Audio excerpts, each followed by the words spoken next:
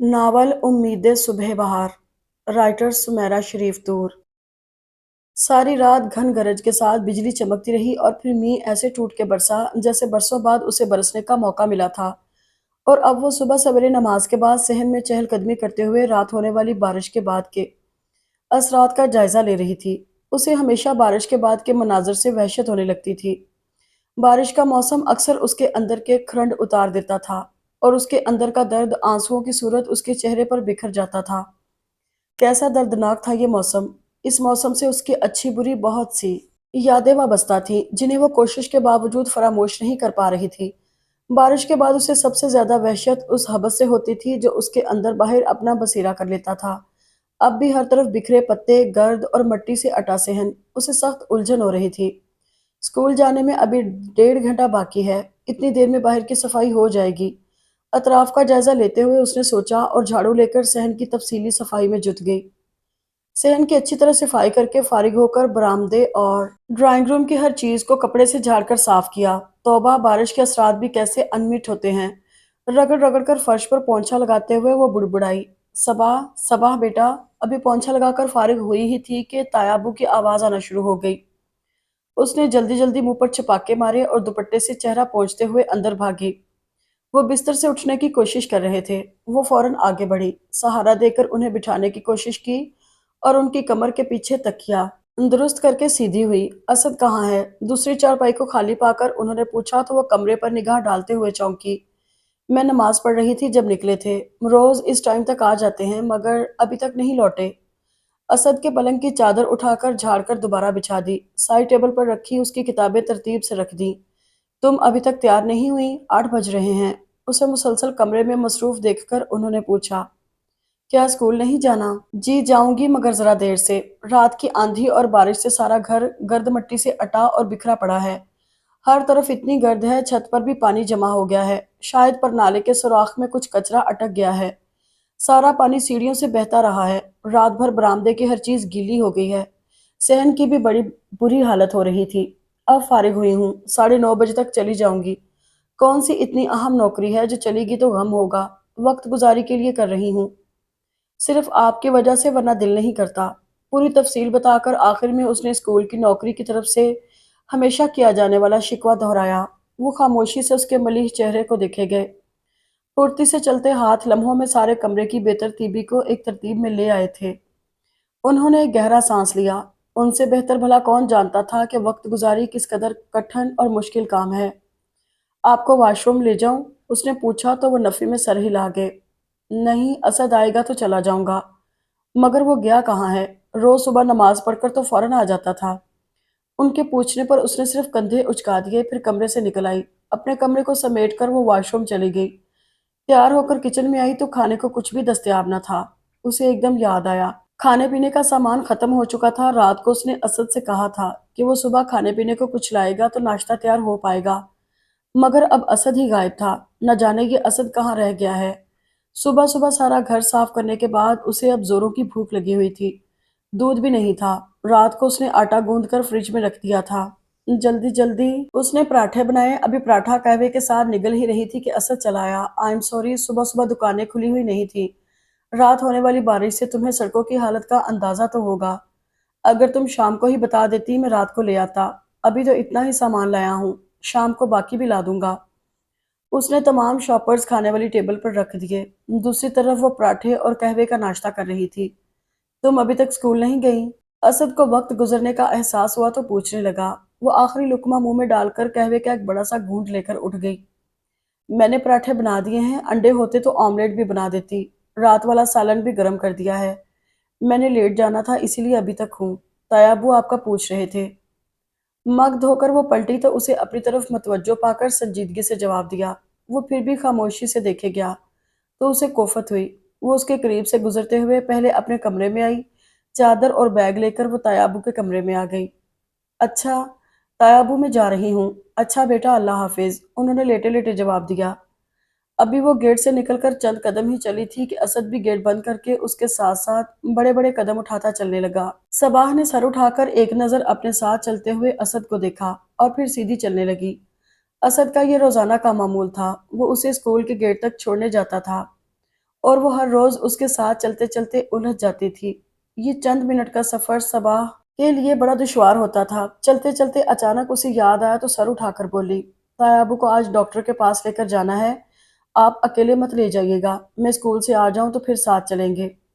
اس نے نہایت سنجیدگی سے کہا تھا، مگر اسد کے ہونٹ ایک دم مسکرا اٹھے تھے۔ جی اچھا، اور کچھ؟ جی نہیں۔ بظاہر سادہ سی مسکراہٹ تھی، مگر صباح کے دل پر بڑا برا اثر چھوڑا تھا۔ وہ جواب دے کر مزید تیز تیز قدم اٹھانے لگی۔ تبھی بے دھیانی میں چلتے اچانک اسے ٹھوکر لگی۔ اس سے پہلے کہ وہ گرتی، ساتھ چلتے اسد نے بروقت اس کا ہاتھ تھاما تھا۔ صباح کو لگا اس کے ہاتھ کو جیسے شعلہ سا چھو گیا ہو۔ دھیان سے، آگے پتھر ہے، ابھی گر جاتی تو۔ اس نے جلدی سے ہاتھ کھینچ لیا۔ اس کے انداز میں ایسی سرد مہری تھی کہ اسد ایک پل کو ساکت رہ گیا تھا۔ صباح، ہمیں 2 سال ہو گئے ہیں ایک گھر میں رہتے ہوئے، تمہارا میرے ساتھ یہ اجنبیوں والا رویہ کیوں ہے؟ اتنا عرصہ ساتھ رہنے سے اجنبی ناآشنا لوگوں میں بھی انسیت اور مروت پیدا ہو جاتی ہے۔ ہم تو پھر بھی بچپن سے ایک دوسرے کو جانتے ہیں، پھر اتنی بے اعتباری کیوں؟ وہ ہمیشہ صباح کے سرد رویے کو نظر انداز کر جاتا تھا، مگر آج جیسے اس کا ضبط چٹک سا گیا تھا۔ اسے صباح کے یوں تنفر سے ہاتھ کھینچ لینے سے تکلیف ہوئی تھی۔ صباح خاموشی سے لب بھنچے بڑے بڑے قدم اٹھا رہی تھی۔ اس نے کوئی جواب نہ دیا۔ اس کا اسکول نزدیک تھا، وہ جلد از جلد اس ہم سفر سے جان چھڑا لینا چاہتی تھی۔ جیسے ہی اس کا اسکول آیا، وہ بغیر پلٹ کر دیکھے اندر داخل ہو گئی۔ اسد اس کے اس رد عمل پر ششدر سا کھڑا رہ گیا۔ صباح کو 2 سال ہو گئے تھے تایا ابو کے ہاں آ کر رہتے ہوئے، اور ان 2 سالوں میں اس کے اور اسد کے درمیان اس قدر مختصر گفتگو رہی تھی کہ وہ انگلیوں پر گن کر بتا سکتی تھی۔ اس کا اسد کے ساتھ رویہ ایسا ہی ہوتا تھا، بے لچک، سخت اور کھردرا۔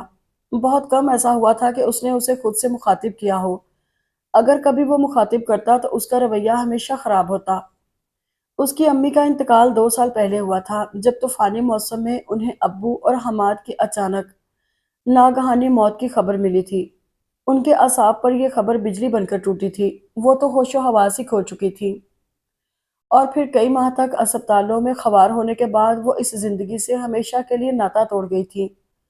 اور حماد کے ساتھ اس کی زندگی کے خوشگوار دن صرف 6 ماہ پر محیط تھے، مگر صباح کو لگتا تھا کہ ان چند ماہ میں حماد کے ساتھ وہ اپنی ساری زندگی جی گئی تھی۔ حماد تیابو کا بیٹا تھا، انتہائی ذمہ دار اور سلجھا ہوا۔ 2.5 سال پہلے اس کی شادی حماد سے ہوئی تھی۔ وہ کراچی سے بیاہ کر لاہور آ گئی تھی۔ بچپن سے ہی وہ تیابو اور ان کے گھر والوں سے بہت مانوس رہی تھی۔ یہی اسد تھا جس کے ساتھ اس کی بڑی بے تکلفی تھی، اور یہ سنجیدہ بردبار شخص اس کی ہر اوٹ پٹانگ بات کا جواب انتہائی سلجھے ہوئے طریقے سے دیا کرتا تھا۔ اس کی چھٹیاں ہر سال تیابو کے ہاں لاہور میں گزرتی تھی۔ تیابو اسے چاہتے بھی تو بہت تھے۔ اس کے امی ابو ہمیشہ ان سے شکوا کرتے تھے کہ انہوں نے صباح کو بگاڑ دیا ہے، ضدی بنا دیا ہے، مگر وہ ہر بار اس کی ڈھال بن جاتے تھے۔ حماد سے اس کا تعلق بے تکلف ہونے کے ساتھ ساتھ بڑا محبوبانہ سا تھا۔ دونوں ایک دوسرے کو بے پناہ چاہتے تھے، اور دونوں ہی ایک دوسرے کو پا کر بے پناہ خوش تھے، مگر یہ خوشی صرف چند ماہ تک رہی۔ شادی کے بعد پہلی بار وہ اور حماد کراچی گئے تھے امی ابو سے ملنے۔ امی ابو بیٹی اور داماد کو خوش و خرم دیکھ کر بے حد خوش تھے۔ روز سیر و تفریح کے پروگرام بنتے تھے۔ صباح ماں باپ کی اکلوتی اولاد تھی، سو وہ خوش تھے، مگر اس خوشی کو نہ جانے کس کی نظر لگ گئی تھی۔ ابو اور حماد یوں ہی باہر گئے تھے گھومنے پھرنے، پھر وہ دونوں اپنے قدموں پر چل کر واپس نہ آ سکے تھے۔ ایک شدید کار ایکسیڈنٹ نے ان کا ناطا زندگی سے ہمیشہ کے لیے توڑ دیا تھا۔ اگلے کئی ماہ تک وہ بے یقین رہی تھی۔ اوپر سے امی کا اچانک حواس کھو دینا، اس سانحے نے ان کے دماغ پر بڑا برا اثر چھوڑا تھا۔ کئی ماہ تک تایا ابو اپنا گھر بار چھوڑ کر اس کے پاس کراچی ٹھہرے رہے تھے۔ راجیہ باجی حماد کی جوان موت کی خبر سن کر پاکستان آ گئی تھی۔ انہوں نے بڑی مشکلوں سے اس کو سنبھالا تھا۔ امی کی روز بروز بگڑتی حالت نے اسے خوفزدہ کر دیا تھا۔ ان کے انتقال کے بعد اسے لگتا تھا جیسے اس کے پاس جینے کا کوئی جواز ہی نہیں رہا۔ وہ گھنٹوں خود فراموشی میں گزار دیتی تھی، پھر ہوش آتے ہی بلک بلک کر رونا شروع کر دیتی تھی۔ تایا ابو اسے اپنے ساتھ لاہور لے آئے تھے۔ راجیہ باجی واپس چلی گئی تھی، اور پھر وقت کے ساتھ ساتھ اسے صبر آتا چلا گیا۔ تایا ابو کے کہنے پر اس نے اسکول میں ملازمت کر لی تھی۔ اسے بھی اسکول کی ملازمت میں اپنے غم سے چھپنے کا ایک آسرا مل گیا تھا، ورنہ حماد کو بھول جانا اس کے اختیار میں نہ تھا۔ اسد کا مجتبیٰ حسن سے کوئی خونی رشتہ نہ تھا۔ تقریباً 25 سال پہلے کی بات ہے۔ مجتبیٰ حسن کا شمالی علاقہ جات جانے کا اتفاق ہوا تھا۔ تفریح کے دوران ایک جگہ انہیں انتہائی زخمی حالت میں 3-4 سال کا ایک بچہ ملا۔ نبض دیکھنے پر اس کے اندر زندگی کے آثار نظر آئے تو وہ اسے فوراً قریبی ہسپتال لے گئے۔ اس کی زندگی تھی جو وہ موت کی سرحد سے لوٹ آیا تھا۔ اسے خطرے سے باہر آنے اور صحت یاب ہونے میں چند دن لگ گئے تھے۔ نہ جانے کس بدبخت نے اس خوبصورت سے بچے کو پہاڑوں کے دامن میں کسی درندے کا لقمہ بننے کو پھینک دیا تھا۔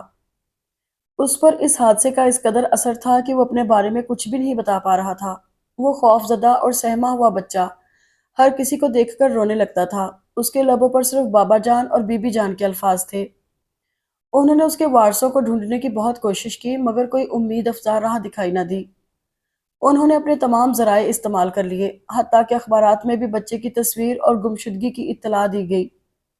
مسلسل کوشش کے باوجود بھی جب اسد کے اصل ورثاء کا کوئی پتہ نہ چل سکا تو وہ پولیس تھانے میں اطلاع کر کے اور اپنا ایڈریس وغیرہ دے کر ان کی اجازت سے بچے کو اپنے ساتھ لاہور لے آئے تھے۔ 4 سالہ اسد نفسیاتی طور پر اس قدر خوفزدہ ہو چکا تھا کہ جس کو دیکھتا دہشت زدہ ہو جاتا تھا۔ مجتبیٰ حسن کی بیگم نے اسے بڑی محبت و شفقت سے اپنی آغوش میں لے لیا تھا۔ تایا ابو کا خیال تھا کہ اسد کے والدین ایک دن ضرور ان تک آئیں گے، مگر دن ہفتوں اور ہفتے مہینوں میں بدلتے گئے تو وہ بھی نا امید ہو گئے۔ اسد کے وارثوں کا پتہ لگانے میں تمام کوششیں ناکام ہو گئی تھیں۔ شاید قدرت نے اسد کی پرورش مجتبیٰ حسن کے ہاتھوں لکھی تھی۔ بچے کا اصل نام معلوم نہیں کیا تھا مگر انہوں نے اسے اسد مجتبیٰ حسن کی حیثیت سے پہچان دی، بلکہ اسے معاشرے کا ایک فعال اور توانا مرد بنانے کے لیے اپنی تمام کوششیں بھی صرف کر دیں۔ مجتبیٰ حسن صاحب نے کبھی اس سے اس کی اصلیت نہیں چھپائی۔ وہ اچھی طرح باخبر تھا کہ وہ مجتبیٰ حسن کا حقیقی بیٹا نہیں، مگر اس نے ہر موقع پر حقیقی بیٹا ہونے کا ثبوت دیا تھا، اور وہ بھی برملا کہا کرتے تھے میرے 2 بیٹے ہیں، اسد اور حماد۔ انہوں نے بھی ایک باپ ہونے کے تمام فرائض نبھائے تھے۔ انہوں نے اسد اور حماد میں کبھی کوئی فرق نہ کیا۔ جب صبا حماد کے ہمراہ بیاہ کر اس گھر میں آئی تھی تو اسد سے بڑے خوشگوار تعلقات رہے تھے، مگر جب اجڑ کر دوبارہ اس گھر میں آئی تو اس نے بہت سی حدود اپنے اور اسد کے درمیان قائم کر لی تھی۔ مجتبیٰ صاحب جب بھی اسے دیکھتے ان کے اندر اپنے بیٹے کی جدائی کا صدمہ اور گہرا ہونے لگتا۔ اب وہ اکثر بیمار رہنے لگے تھے، اٹھنے بیٹھنے میں اب انہیں دقت ہونے لگی تھی، چند قدم چلتے ہی ہلکان ہو جاتے تھے۔ یہ اعصابی اور جسمانی تھکاوٹ انہیں دن بدن کمزور بناتی جا رہی تھی۔ صبا دوبارہ اس گھر میں آنے کے بعد ذہنی طور پر بہت مضطرب ہو چکی تھی۔ جب ہی تایا ابو کے اصرار پر بلکہ مجبور کرنے پر اس نے قریبی اسکول میں ملازمت کر لی، اس کی توجہ کا ارتکاز بڑھنے لگا تو اس کی ذہنی حالت بھی بہتر ہونے لگی۔ آدھا دن اسکول میں گزار کر آنے کے بعد گھر کی مصروفیات نے اسے بڑا سنبھالا دیا تھا۔ ابھی کچھ عرصہ پہلے کی بات تھی کہ اسے اسد کی طرف سے عجیب سا احساس ہونے لگا تھا۔ اس کے محسوسات اسے اسد کی طرف سے مشکوک کر چکے تھے۔ بے شک اسد نے کبھی کوئی نازیبا حرکت تو ایک طرف کوئی ناپسندیدہ لفظ بھی نہ کہا تھا، مگر نہ جانے کیوں وہ اپنے دل میں اس کے لیے اچھے جذبات برقرار نہ رکھ پا رہی تھی۔ وہ یہ یقین کرنے پر بھی راضی نہ تھی کہ اسد جو حماد کو سگا بھائی سمجھتا تھا اب اس کی بیوہ کے لیے بدل رہا ہے۔ پھر بھی وہ اس کی طرف سے خاصی محتاط ہوتی جا رہی تھی۔ وہ جان بوجھ کر تلخ نہیں ہوتی تھی مگر اسد کو دیکھتے ہی اس کو اپنے احساسات و جذبات پر قابو نہیں رہتا تھا۔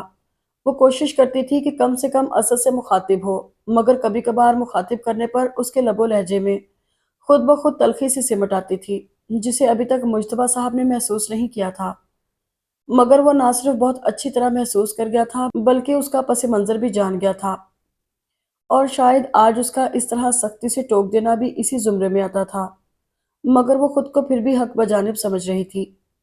خان آ گئے۔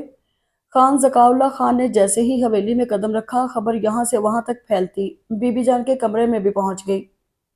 بی بی جان، بابا جان آ گئے ہیں۔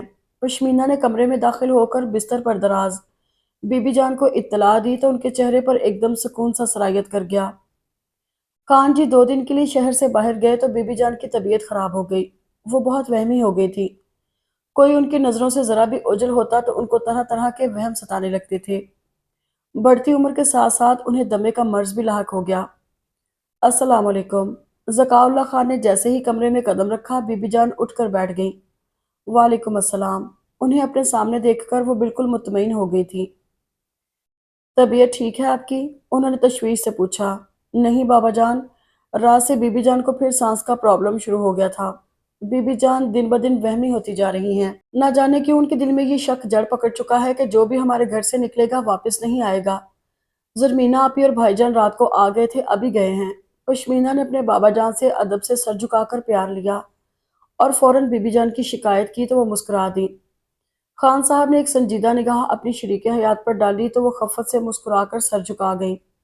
پشمینہ بیٹا، میرا سے کہو کھانا لگائے، تمہارے بابا جان سفر سے لوٹے ہیں، کچھ پینے کو بلاؤ۔ بی بی جان نے پشمینہ سے کہا تو وہ فوراً سر ہلاتی کمرے سے نکل گئی۔ کتنی دفعہ آپ سے کہا ہے کہ بھول جائیں اس واقعے کو، اپنے آپ کو مطمئن اور پرسکون رکھا کریں، مگر کیا آپ بھول گئے ہیں اس سانحے کو؟ انہوں نے تڑپ کر کہا، اور خان ذکاء اللہ کو لگا ان کے زخموں سے خون رسنے لگا ہو۔ وہ ایسا ہی گہرا زخم تھا جو بھرتا ہی نہ تھا بلکہ اب تو ناسور بن گیا تھا۔ کوئی حادثہ ہو جاتا تو دل کو قرار بھی آ جاتا، مگر اس طرح نہیں خان صاحب، اس کی جدائی تو میرے دل کا ناسور بن گئی ہے، وہ بھولتا ہی نہیں۔ آج وہ ہوتا تو اس کی شادی ہو چکی ہوتی، بیوی بچے ہوتے۔ میرے آس پاس میری سب اولادیں ہیں، بچے ہیں، مگر وہ نہیں ہے۔ میرا دل روتا ہے خان صاحب۔ اپنے ہاتھوں سے تیار کر کے میں نے اسے باہر کھیلنے کو بھیجا تھا، پھر وہ کبھی واپس ہی نہیں آیا۔ میں تو اس کی صورت دیکھنے کو ترس گئی ہوں۔ لوگ کہتے ہیں کوئی بھیڑیا کوئی جانور کھا گیا ہوگا، مگر مگر کوئی نشان تو ملتا۔ وہ پھوٹ پھوٹ کر رونے لگی تھی۔ انہیں تو اپنے بیٹے کو یاد کر کے رونے کا بہانہ چاہیے ہوتا تھا۔ بس کریں بیگم، بس کریں، میرا دل بھی خون خون ہو جاتا ہے۔ وہ میرا بازو تھا، میرے وجود کا حصہ، میری طاقت تھا، میرا اکلوتا بیٹا تھا۔ سب کچھ آپ کے سامنے ہے، کیا کچھ نہ کیا میں نے۔ پولیس، ٹی وی، اخبار کھوجی، ہر ذریعہ اختیار کیا، مگر اس کا کوئی اتا پتہ نہ ملا۔ وہ بی بی جان کے پاس صوفے پر ڈھہ سے گئے تھے، اب تو ان کی بھی ہمت ٹوٹنے لگی تھی۔ اپنے تمام بچوں کے درمیان اپنے سارم کو نہ پا کر ان کے دل سے ہوک اٹھتی تھی۔ دل غم سے بھر جاتا تھا، مگر صبر و ضبط سے سب سہ جاتے تھے کہ یہی رب کی مرضی تھی۔ مگر اس پاگل دیوانی ماں کو کیسے سمجھاتے، جو آج بھی آس لگائے بیٹھی تھی کہ وہ زندہ ہوگا اور انہیں ملے گا۔ خان صاحب، پتہ نہیں کیوں میرا دل کہتا ہے وہ زندہ ہے۔ مجھے راتوں کو خواب آتے ہیں، وہ مجھے پکارتا ہے بی بی جان، بی بی جان۔ اس کے ننھے منھے ہاتھ میرے قریب آتے ہیں اور جب میں اسے پکڑنے لگتی ہوں تو وہ غائب ہو جاتا ہے۔ وہ یقیناً زندہ ہے، کہیں موجود ہے۔ میرا سارم، میری زندگی، میری آنکھوں کا نور، وہ زندہ ہوگا۔ اتنا وقت گزر گیا تھا مگر ان کی آس نہ ٹوٹی تھی۔ خان صاحب کی آنکھوں میں بھی نمی سی اتر آئی تھی۔ پشمینہ شربت کا جگ اور گلاس ٹرے میں رکھے کمرے میں دستک دے کر داخل ہوئی تو بی بی جان کی سسکیاں اسے اذیت دے گئیں۔ اس نے خاموشی سے گلاس بھر کر بابا جان کو تھمایا۔ جیتی رہو، انہوں نے بیٹی کے سر پر ہاتھ رکھا۔ بی بی جان کو بھی ایک گلاس تھما کر وہ ان کی دوسری طرف بیٹھ گئی۔ بی بی جان، پھپھی گل خانم کا فون آیا ہے، وہ لوگ شام کو آ رہے ہیں آپ کی عیادت کے لیے۔ بی بی جان کی بھیگی آنکھوں سے اسے بڑی تکلیف ہو رہی تھی اور یہ تکلیف اس کے چہرے سے صاف ظاہر تھی۔ اچھا، میرا سے کہو کھانے پینے کا اچھا سا انتظام کر لے، میں ابھی آتی ہوں، اور ابھی دوپہر کا کھانا لگواؤ۔ آنسو صاف کر کے انہوں نے کہا، جی میں میرا سے کہتی ہوں۔ اسبات میں سر ہلاتی وہ کمرے سے نکل گئی۔ کھانے کی میز پر وہ تینوں ہی تھے۔ پلوشی اور زرمینے کی شادی کے بعد اب گھر میں صرف وہی تھی۔ خان ذکاء اللہ خان دیگر خانوں کی طرح روایتی نہ تھے۔ انہوں نے اپنی دونوں بیٹیوں کی شادیاں بے شک خاندان میں ہی کی تھی، مگر تعلیم انہیں وقت اور حالات کے تقاضوں کے مطابق دلوائی تھی۔ ان کی تینوں بیٹیاں یونیورسٹی کی تعلیم یافتہ تھیں۔ پشمینہ ایم اے کے امتحان دے کر چند ماہ قبل ہی فارغ ہوئی تھی۔ شام ہوتے ہی گل خانم اپنی شہری بہو راشدہ اور دونوں بیٹوں کے ہمراہ چلی آئیں۔ آتے ہی انہوں نے حسب عادت پشمینہ کو لپٹا کر پیار کیا، زوار، سجاول بھائی اور راشدہ بھابی کے سامنے۔ وہ پھوپھی بیگم کے اس مظاہرے پر سرخ سی ہو گئی تھی۔ پھر اسے چھوڑ کر وہ بی بی جان سے ان کی طبیعت کا احوال دریافت کرنے لگی۔ کیا کر رہی ہو آج کل؟ ذکاء اللہ، سجاول اور زوار تینوں باہر بیٹھک میں چلے گئے تھے۔ وہ راشدہ بھابی کے پاس بیٹھی تو اس نے اپنائیت سے پوچھا۔ سجاول لالہ کو یونیورسٹی میں دوران تعلیم راشدہ پسند آ گئی تھی۔ سب کی بے پناہ مخالفت کے باوجود سجاول لالہ نے راشدہ سے شادی کر لی۔ خوش قسمتی سے راشدہ ایک اچھی اور سلجھی ہوئی بہو ثابت ہوئی، سو سب کی مخالفت دم توڑ گئی۔ مگر گل خانم کا ملال نہیں جاتا تھا۔ وہ سجاول کے لیے پشمینہ کو سوچے بیٹھی تھی، مگر جب سجاول نے راشدہ سے شادی کر لی تو انہوں نے زوار کو پکڑ لیا۔ وہ اپنے بھائی کی بیٹی کو کسی طور پر چھوڑنے پر راضی نہ تھی۔ اور اپنی اس چاہت کا وہ برملا اظہار بھی کرتی رہتی تھی۔ کچھ خاص نہیں، ایگزامز کے بعد فارغ ہی ہوں، بس رزلٹ کا انتظار ہے۔ اور بابا جان کا تو آپ کو علم ہے، ماسٹرز انہوں نے کروا دیا ہے، مزید کچھ کرنے کی اجازت نہیں، اس نے مسکرا کر کہا۔ زرمینی اور پلوشیں کیسی ہیں؟ راجدہ بھابی نے پوچھا۔ سب ٹھیک ہیں۔ زرمینی رات کو آئی تھی، دوپہر کو چلی گئی، اور پلوشیں تو روز فون کرتی ہے، خوش ہے۔ کھانا سب نے اکٹھے ہی کھایا۔ کھانے کے بعد وہ راجدہ کے ساتھ لان میں چلی آئی۔ چاندنی رات میں تالاب کے پاس بیٹھے ہوئے ماحول میں ایک عجیب سا فسوں طاری تھا، جس سے وہ دونوں محظوظ ہو رہی تھیں۔ تم تو ایگزامز کے بعد ایسے غائب ہوئی ہو کہ تمہیں ڈھونڈنے کے لیے لگتا ہے شہر میں منادی کروانا پڑے گی۔ اپنے عقب میں سوار کی بھاری دلکش آواز پر وہ فوراً پلٹی، اور راجدہ بھابی مسکراتی ہوئی دونوں کو دیکھنے لگی۔ تم یہاں کیوں آئے ہو؟ اس نے تیوریاں چڑھا کر زوار کو گھورا تو وہ مسکراتا ہوا راجدہ اور اس کے درمیان خالی جگہ پر ٹک گیا۔ دونوں تالاب کی دیوار پر بیٹھی ہوئی تھی، تمہیں دیکھنے۔ بڑے دن ہو گئے ہیں تمہاری کڑوی کسیلی سنے۔ اس نے جواباً اسے گھور کر جواب دیا۔ دیکھ رہی ہیں بھابی، یہ ہمیشہ لڑائی کی ابتدا کرتا ہے، اور اگر میں کچھ کہتی ہوں تو بابا جان تک شکایات پہنچ جاتی ہیں۔ میں تو دن رات شکرانے کے نفل پڑھتی ہوں کہ تم جیسے باڈی گارڈ سے جان چھوٹی۔ یونیورسٹی میں برداشت کرنا مجبوری تھی کہ بابا جان اکیلے آنے جانے نہیں دیتے تھے۔ اس نے بھی فوراً حساب چکایا تھا۔ تمہیں اتنا ہینڈسم، وجیہہ اور خوبصورت لڑکا باڈی گارڈ لگتا ہے؟ اس نے فوراً اس کے الفاظ پر گرفت کی تھی۔ میرے لیے تو باڈی گارڈ ہی تھے، بابا جان نے تمہیں یہی تو بنایا تھا۔ خیر، باڈی گارڈ کا بڑا خوبصورت مفہوم بھی لیا جا سکتا ہے، کیوں بھابی جان؟ اس نے فوراً راجدہ کو ساتھ میں لایا۔ اس نے فوراً مسکراتے ہوئے گردن ہلا دی۔ بکواس نہیں کرو، میں گل بی بی سے شکایت کر دوں گی، وہ جل کر بولی۔ بسد شوق، اس طرح تو میرا کام اور آسان ہو جائے گا۔ سرخ سرخ چہرے والی پشمینہ اسے شروع سے ہی بڑی پسند تھی۔ سجاول کی شادی کے بعد زوار کی راہ کھل گئی تھی۔ پہلے پشمینے سے متعلق وہ اپنی ہر سوچ چھپا کر رکھتا تھا، مگر اب کھلے عام اظہار کرتا تھا، اور پشمینہ اسی بات سے بدکتی تھی۔ اب بھی اسے گھورا تھا۔ ظالم نظروں سے تم نہ مجھ کو دیکھو، مر جاؤں گا او جانے جانا، وہ بڑی شوخی سے گنگنایا۔ بھابی، اس نے بے اختیار ہنستی ہوئی راجدہ کو پکارا۔ بری بات زوار، تم خواہ مخواہ بیچاری کو تنگ کر رہے ہو۔ خواہ مخواہ؟ اس نے ابرو اچکائے۔ میں تمہیں تالاب میں دھکا دے دوں گی، خبردار اب تم ایک لفظ بھی بولے تو، اس نے دھمکی دی تھی۔ زوار اور وہ یونیورسٹی میں اکٹھے ہی تھے۔ بابا جان نے ان سب بہنوں کے تعلیمی سلسلے میں کہیں بھی آنے جانے کی تمام تر ذمہ داری سجاول اور زوار پر ہی ڈالی ہوئی تھی، بلکہ سارم کی گمشدگی کے بعد پھپھی بیگم نے بی بی جان کی حالت دیکھتے ہوئے زوار کو ہمیشہ کے لیے ادھر ہی چھوڑ دیا تھا۔ وہ ایک طرح سے بابا جان کا منہ بولا بیٹا بنا ہوا تھا، اسی لیے اس کی سب کے ساتھ ایسی ہی بے تکلفی تھی۔ وہ تو اب گل بی بی نے رشتے کا جو شوشہ چھوڑا تھا، اس وجہ سے پشمینہ اس سے ہچکچانے لگی تھی، ورنہ ہم عمر ہونے اور ایک جیسے مشاغل رکھنے کی وجہ سے دونوں کی خوب بنتی تھی۔ جتنا لڑتے تھے پیار بھی اتنا ہی تھا، مگر جو ہی زوار کے تیور بدلے وہ اس سے پہلو بچانے لگی تھی۔ توبہ، لڑتے ہی رہتے ہو تم دونوں، میں اندر ممالی جان کے پاس جا رہی ہوں، لڑو آرام سے۔ راجدہ دونوں کو ٹوک کر اندر کی طرف بڑھ گئی، وہ بھی منہ پھلا کر اسے کینہ توز نظروں سے گھورتے ہوئے جانے لگی تو زوار نے تیزی سے اس کا ہاتھ تھام کر روک لیا۔ کیا ہے؟ وہ کاٹ کھانے کو دوڑی۔ کبھی پیار سے بھی پوچھ لیا کرو، ہر وقت لڑاکا تیارہ بنی رہتی ہو۔ الفاظ کے برعکس زوار کی آنکھوں کے تیور ایسے تھے کہ وہ ایک دم سٹپٹا گئی۔ ہاتھ تو چھوڑو، اسے گھبراتے دیکھ کر وہ محظوظ ہوا تھا۔ بی بی جان آج مامو جان سے ہمارے رشتے کی باقاعدہ بات کرنے آئی ہیں۔ اس نے بڑے آرام سے انکشاف کیا تو وہ گھبرا گئی۔ مامو جان تم سے پوچھے تو منہ پھاڑ کر اعتراض کرنے مت بیٹھ جانا، اس نے ڈپٹ کر تنبیہ کی۔ وہ مجھ سے پوچھیں گے تو میں صاف صاف منع کر دوں گی، تم میں تو کوئی خوبی ڈھونڈنے سے بھی نہیں ملنے والی۔ تو کیا بابا جان اپنی لاڈلی بیٹی کی قسمت پھوڑ دیں گے؟ وہ آنکھوں میں شرارت لیے کہہ رہی تھی۔ اچھا، یہی بات ذرا میری آنکھوں میں دیکھ کر کہنا، اس نے مصنوعی غصے سے کہا، پھر اس کے گھبرا جانے پر ہنس دیا۔ خبردار اگر تم نے کوئی الٹی سیدھی بکواس کی، تمہیں کیا پتا میری برسوں کی خواہش پوری ہونے جا رہی ہے۔ کتنی منتیں مرادیں مانی ہوئی ہیں میں نے۔ اسے بھاگنے کو پر تولتے دیکھ کر اس نے دوبارہ تنبیہ کی تھی۔ پشمینہ کے ہونٹوں پہ بڑی پیاری سی مسکان ابھری تھی۔ سب جانتی ہوں میں، جلدی سے کہہ کر وہ ایک دم اندر کی طرف بھاگی تھی۔ زوار مسکرا کر ادھر ہی دیکھے گیا، وہ جو اسد سے کہہ کر گئی تھی کہ وہ اس کے ساتھ آیابو کو ڈاکٹر کے پاس لے کر جائے، مگر اسد کا رویہ دیکھ کر گھر جلدی نہ آ سکی تھی۔ چھٹی کے بعد اسے گھر آتے ہوئے 2:30 بج گئے تھے۔ دیکھا تو دروازہ مقفل تھا۔ اس کے پاس اضافی چابی تھی۔ گھر کی ایک چابی اسد کے پاس ہوتی تھی اور ایک اس کے پاس۔ دروازہ کھول کر وہ اندر آ گئی، کپڑے بدل کر نماز ادا کی، پھر کچن میں گھس گئی۔ اسد اس کی غیر موجودگی میں کچن کا باقی سامان بھی لے آیا تھا۔ فریج بھرا ہوا تھا، سالن بھی تیار تھا۔ صباح نے دیکھا، ذائقہ اچھا تھا۔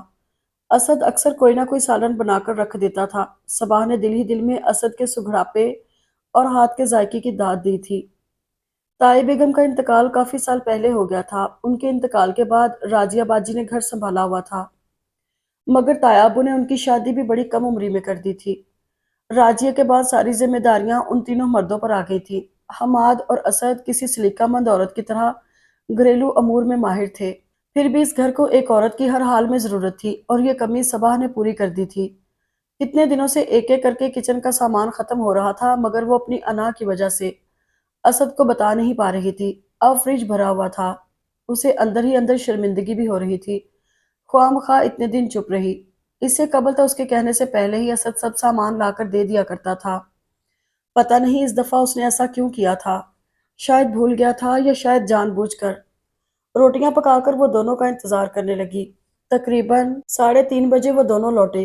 اتنی دیر کر دی طائی ابو آپ نے، مجھے فکر ہو رہی تھی۔ دروازہ کھولتے ہی اسد کو نظر انداز کر کے اس نے فوراً طائی ابو سے کہا تھا۔ اسد اس کے یوں راستہ روکنے پر خفا ہوا تھا۔ اندر تو آنے دو، یہ باز پرس اندر جا کر بھی تو ہو سکتی ہے۔ سنجیدہ اور بے مروت انداز میں اس نے ٹوکا تو وہ فوراً سامنے سے ہٹ گئی۔ اسد طائی ابو کو ان کے کمرے میں لے گیا تو وہ بھی پیچھے پیچھے چلی آئی۔ اسد نے ان کو بستر پر لٹا دیا تھا۔ کیا کہہ رہا تھا ڈاکٹر؟ وہ بھی طائی ابو کے بستر پر ٹک گئی۔ وہ جتنے نڈھال لگ رہے تھے اسے تشویش لاحق ہو گئی تھی، تاہم اسد چپ ہی رہا تھا۔ اسد بیٹے سے ہی کچھ نہ کچھ کہتا رہا تھا۔ مجھے تو صرف اتنا ہی کہا کہ میں روزانہ کم از کم آدھا گھنٹہ ضرور ورزش کروں، بلکہ واک کیا کروں، دوائیاں اور پھل بھی استعمال کروں۔ انہوں نے تکیے سے ٹیک لگا لی۔ میں کھانا لاتی ہوں، ابو کو کھلا دو، مجھے بھوک نہیں ہے، مجھے آفس بھی پہنچنا ہے۔ صباح کو کمرے سے نکلتے دیکھ کر اس نے کہا تو وہ پلٹ کر اسد کو دیکھنے لگی۔ سنجیدہ انداز لیے وہ کافی روکھا پھیکا سا لگ رہا تھا۔ وہ ہمیشہ اس سے بڑی مروت سے مخاطب ہوتا تھا، آج شاید اس کے احساس کو کچھ زیادہ ہی بے دردی سے اس نے کچلا تھا کہ اس کے لہجے میں کچھ تلخی در آئی تھی۔ وہ صباح کے دیکھنے پر اٹھ کھڑا ہوا۔ صباح خاموشی سے پلٹ کر کچن کی طرف بڑھ گئی۔ کھانا نکال رہی تھی کہ آہٹ پر پلٹ کر دیکھا، اسد دروازے کی دہلیز پر کھڑا ہوا تھا۔ یہ میڈیسن لے لو، ڈاکٹر بہت تشویش کا اظہار کر رہا تھا۔ ابو نے تو جیسے زندہ رہنے کی خواہش اپنے اندر سے ختم کر لی ہے۔ تم ان کو سمجھانے کی کوشش کرو، ساری ہدایات اور میڈیسن کے اوقات اس پرچے پر درج ہیں، تم دیکھ لینا۔ اس کے قریبی میز پر دوائیاں رکھ کر وہ پلٹ گیا تھا۔ صباح ایک گہرا سانس لے کر کھانا اور دوائی لیے طائی ابو کے کمرے کی طرف بڑھ گئی۔ رات کو اسد گھر لوٹا تو صباح طائی ابو کے کمرے میں تھی۔ ان کی طبیعت ٹھیک نہیں تھی، وہ سو رہے تھے، چہرے پر نقاہت اور تکلیف کے آثار واضح تھے، اس کی آنکھوں میں آنسو بھرے تھے۔ ان کا ہاتھ تھام کر لبوں سے لگائے وہ جس اذیت سے گزر رہی تھی یہ صرف وہی جانتی تھی۔ ٹیک اٹ ایزی صباح، انشاءاللہ ابو جلد ٹھیک ہو جائیں گے۔ اسے یوں بے آواز روتے دیکھ کر اسد کا دل پسیجا تھا۔ اس نے آگے بڑھ کر اس کے کندھے پر ہاتھ رکھ کر تسلی دی تھی۔ وہ اور شدت سے سسک اٹھی۔ اسے لگ رہا تھا کہ امی ابو اور حماد کے بعد اب طائی ابو بھی اسے چھوڑ جائیں گے، پھر وہ کہاں رہے گی، کیا کرے گی، کون تھا اس کا؟ کسی طور بھی اسے سکون نہیں مل رہا تھا۔ تایا اس کے لیے ایک مضبوط تناور درخت کی مانند تھے، اگر انہیں کچھ ہو جائے تو وہ کدھر جائے گی؟ جبکہ راجیہ باجی بھی پاکستان میں نہیں ہیں۔ صباح پلیز، صحت و تندرستی، زندگی و موت، سب عمر کے ساتھ ساتھ چلتا ہے۔ اگر انسان یوں ہی ایک دم حوصلہ ہارنے لگے تو زندگی گزارنا بہت مشکل ہو جاتا ہے۔ اسد اسے سمجھا رہا تھا، اس نے بمشکل خود پر ضبط کیا۔ طائی ابو ٹھیک تو ہو جائیں گے نا اسد؟ اس وقت اس کی کیفیت ایک چھوٹے سے بچے کی طرح ہو رہی تھی، آس و نراس میں ڈوبا وہ بچہ جس کا چہرہ بے یار و مددگار رہ جانے کے خوف سے زرد پڑ گیا ہو۔ وہ بے یقین سی تھی، آنکھوں میں بے پناہ پانی لیے اس نے اسد کو دیکھا تھا۔ اس کے دل میں اس کے آنسوؤں نے ایک تلاطم برپا کیا تھا۔ وہ ان آنکھوں میں کبھی بھی نمی نہ دیکھنے کی خواہش رکھتا تھا۔ یقین مضبوط رکھو، ابو ٹھیک ہو جائیں گے، مگر ان کو ٹھیک کرنے کے لیے ہم دونوں کو ہی کوشش کرنا ہوگی، اپنے آپ کو سنبھالنا ہوگا۔ اگر ہم ہی ہمت ہار گئے تو ان کو کون سنبھالے گا؟ یہ زندگی کی چاہ بھول گئے ہیں اور ہمیں مل کر ان کو زندگی کی طرف لانا ہے۔ وہ اسے سمجھا رہا تھا۔ صباح نے اپنے تمام آنسو سمیٹ کر سر ہلاتے ہوئے اسے دیکھا۔ اسد سے اس کا رویہ خود بخود بہتر ہو گیا تھا۔ گزرنے والے دنوں میں اسے بخوبی احساس ہو گیا تھا کہ تایابو کے علاوہ اسد کا وجود اس کے لیے ایک مضبوط پناہ گاہ ہے۔ اس کی یہ سوچ دنیا داری کی حد تک تھی۔ اس سے بڑھ کر اس نے نہ کچھ سوچا تھا اور نہ ہی وہ سوچنا چاہتی تھی۔ اسد اور اس کے اندر ایک محسوس کیا جانے والا خلا اب بھی تھا۔ بے شک وہ اب اسے برائے ضرورت مخاطب کرنے لگی تھی۔ وہ تایابو کا ہاتھ تھامے باہر لے آئی تھی۔ برآمدے کی سیڑھیوں پر ان کے ساتھ ہی بیٹھ گئی۔ عصر کے بعد کا وقت تھا، دھوپ ڈل چکی تھی۔ مغرب کی طرف پھیلی سرخی کو بغور دیکھتے اس نے محسوس کیا کہ ہلکی ہلکی ہوا چلنے کی وجہ سے موسم خوشگوار ہو گیا تھا۔ تایابو، موسم کتنا اچھا ہو گیا ہے نا؟ یوں ہی ادھر ادھر دیکھتے اس نے پوچھا۔ آسمان پر آہستہ آہستہ ہلکی ہلکی بدلیاں چھا رہی تھیں۔ وہ مسکرائے۔ ان کے جھریوں زدہ چہرے پر تھکی تھکی سے مسکراہٹ پھیل گئی۔ تایابو، چھٹیوں میں جب بھی میں چھٹیاں گزارنے یہاں آتی تھی نا، تو مجھے یہ گھر بہت متاثر کرتا تھا اور ہر بار یہاں آنے کے بعد میرا واپس جانے کو جی نہیں چاہتا تھا۔ وہ ماضی کو یاد کرتے ہوئے کھو سی گئی تھی۔ اور پھر ہم تمہیں ہمیشہ کے لیے اس گھر میں لے آئے تھے، مگر جس کے ساتھ لے کر آئے تھے وہی چھوڑ گیا ہمیشہ کے لیے۔ ان کی آواز رند گئی تھی۔ اسے افسوس ہوا کہ اس نے یہ موضوع ہی کیوں چھیڑا۔ تایابو نے اپنا لرزتا ہاتھ اس کے سر پر رکھ دیا۔ تم میری ایک بات مانو گی صبا؟ کچھ سوچتے اس کا سر تھپ تھپاتے انہوں نے کہا تو اس نے دوپٹے سے اپنا چہرہ صاف کرتے سر اٹھا کر انہیں دیکھا۔ آپ کہیے۔ تایابو کے چہرے پر گہری سوچ اور تفکر کا عکس واضح تھا۔ وہ الجھی۔ میں چاہتا ہوں کہ تم اب شادی کر لو۔ ابھی تمہاری عمر ہی کیا ہے؟ صرف 24 سال۔ تمہاری عمر کی لڑکیاں تو ہر غم، ہر ذمہ داری سے بے نیاز، آزاد ہیں۔ اور تم، ایک دفعہ پہلے بھی انہوں نے اس سے یہ ذکر چھیڑا تھا اور اب پھر۔ وہ خاموش رہی۔ میں آج ہوں کل نہیں۔ مجھے اپنی زندگی کا اب کوئی بھروسہ نہیں۔ مرتے مرتے زندگی نے ایک دفعہ پھر مہلت دے دی ہے۔ حماد زندہ رہتا تو تم ہی سے میرے گھر کی ساری رونقیں تھیں۔ اب بھی تم میرے گھر کی رونق ہو، مگر وہ نہیں تو مجھے بھی کوئی حق نہیں کہ میں تمہیں بٹھائے رکھوں۔ تمہارے ماں باپ زندہ ہوتے تو یہ ان کی ذمہ داری تھی کہ تمہارے بارے میں کیا فیصلہ کرتے ہیں۔ راجیہ کا بھی فون آیا تھا، وہ بھی خاصی پریشان ہو رہی تھی۔ اس نے بھی یہی مشورہ دیا ہے۔ وہ اسے بتا رہے تھے۔ وہ اب بھی سر جھکائے چپ چاپ بیٹھی رہی۔ یہ مستقل بیماری، اب دل بہت گھبرا گیا ہے۔ میں چاہتا ہوں کہ مرنے سے پہلے جلد از جلد تمہارے فرض سے سبکدوش ہو جاؤں۔ پلیز تایابو، میں اب دوبارہ شادی نہیں کرنا چاہتی۔ حماد زندہ تھا تو سب کچھ تھا، اب وہ نہیں تو ایسی کوئی حسرت نہیں رہی۔ میں اس کی بیوی ہوں اور اسی کے نام پر ساری زندگی گزارنا چاہتی ہوں۔ مجھے دوبارہ شادی نہیں کرنا۔ آپ یہ ٹاپک میرے سامنے مت چھڑا کریں پلیز۔ وہ بات کرتے کرتے رو دی۔ دیکھو صباح بیٹی، مجھ بوڑھے کو اب مزید مت لٹکاؤ، ورنہ مرتے دم تک یہ دکھ رہے گا کہ تمہیں کس کے سہارے چھوڑے جا رہا ہوں۔ وہ دل گرفتہ سے خاموش ہو گئے تھے۔ دونوں کے درمیان خاموشی کے یہ پل طویل ہوتے جا رہے تھے۔ اندر چلیں، آندھی آنے والی ہے، کتنی تیز ہوا ہو گئی ہے۔ آسمان پر بدلیاں گہری ہو گئی تھی۔ مغرب میں ڈوبتا سورج مزید اوجھل ہو گیا تھا۔ ہوا کا زور تیز تر ہوا تو اس نے انہیں ہاتھ سے پکڑ کر کھڑا کیا۔ انہوں نے بڑی اذیت و بے بسی سے اسے دیکھا تو وہ چپ چاپ سر جھکا گئی۔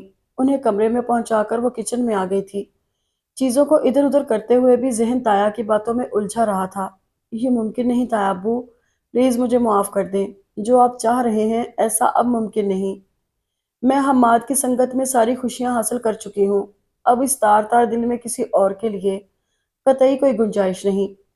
اس خیال سے ہی کہ اس کی زندگی میں حماد کی جگہ کوئی اور بھی لے سکتا ہے، وہ بے پناہ اذیت کا شکار ہو گئی۔ اسد آیا تو اسے کھانا دے کر وہ عشاء کی نماز پڑھنے کمرے میں چلی گئی۔ نماز پڑھ کے واپس کچن میں آئی تو اسد کھانا کھانے کے بعد برتن بھی دھو کر جا چکا تھا۔ اس کی آواز تایابو کے کمرے سے آ رہی تھی۔ دونوں کسی موضوع پر بات کر رہے تھے۔ اس نے کچن سمیٹ کر چائے بنا لی تھی۔ میں نے اسے پھر بات کی تھی، مگر وہ انکار کر رہی ہے۔ چائے بنا کر وہ تایابو کے کمرے میں آئی تو دروازے پر ہی رک گئی۔ موضوع بحث شاید اس کی ذات تھی۔ تو پھر اب آپ کیا چاہتے ہیں؟ یہ اسد کی آواز تھی۔ وہ پوری طرح متوجہ ہوئی۔ تم جانتے ہو کہ میں کیوں تم دونوں پر بار بار زور دے رہا ہوں؟ تایابو کی نروٹھی آواز سنائی دی۔ صباح ایسا کبھی نہیں چاہے گی، اسد نے پرسکون انداز میں کہا تھا۔ صباح الجھی۔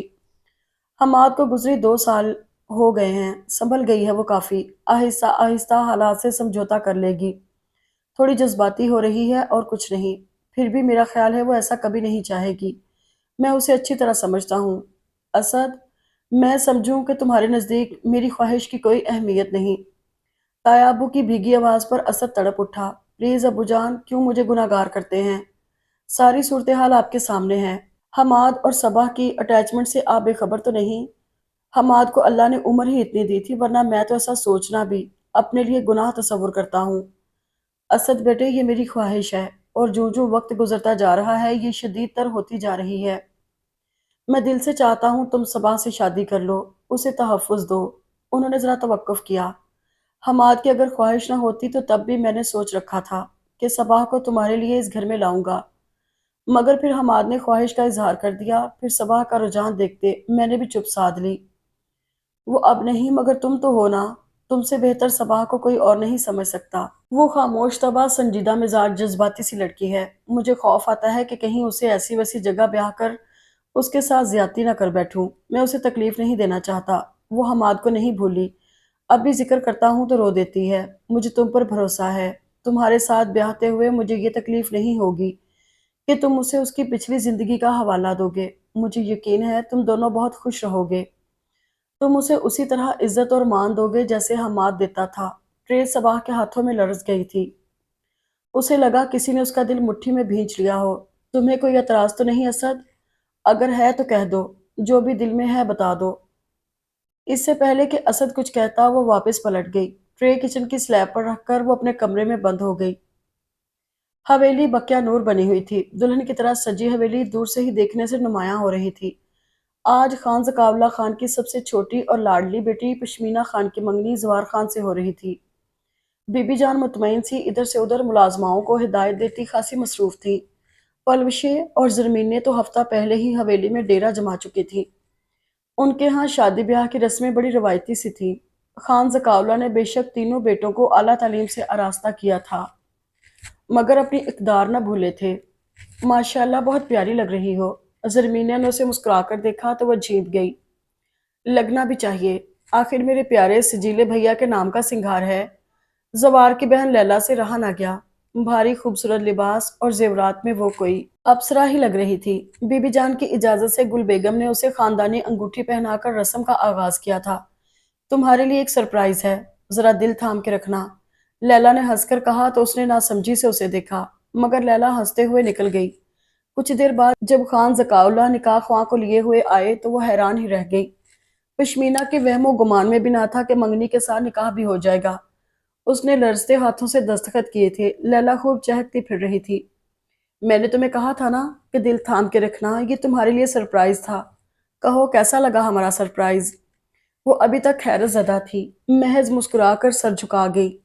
کچھ دیر بعد مہمانوں کا رش کم ہوا تو پلوشے اور لیلا کی ہمراہی میں وہ اپنے کمرے میں چلی آئی۔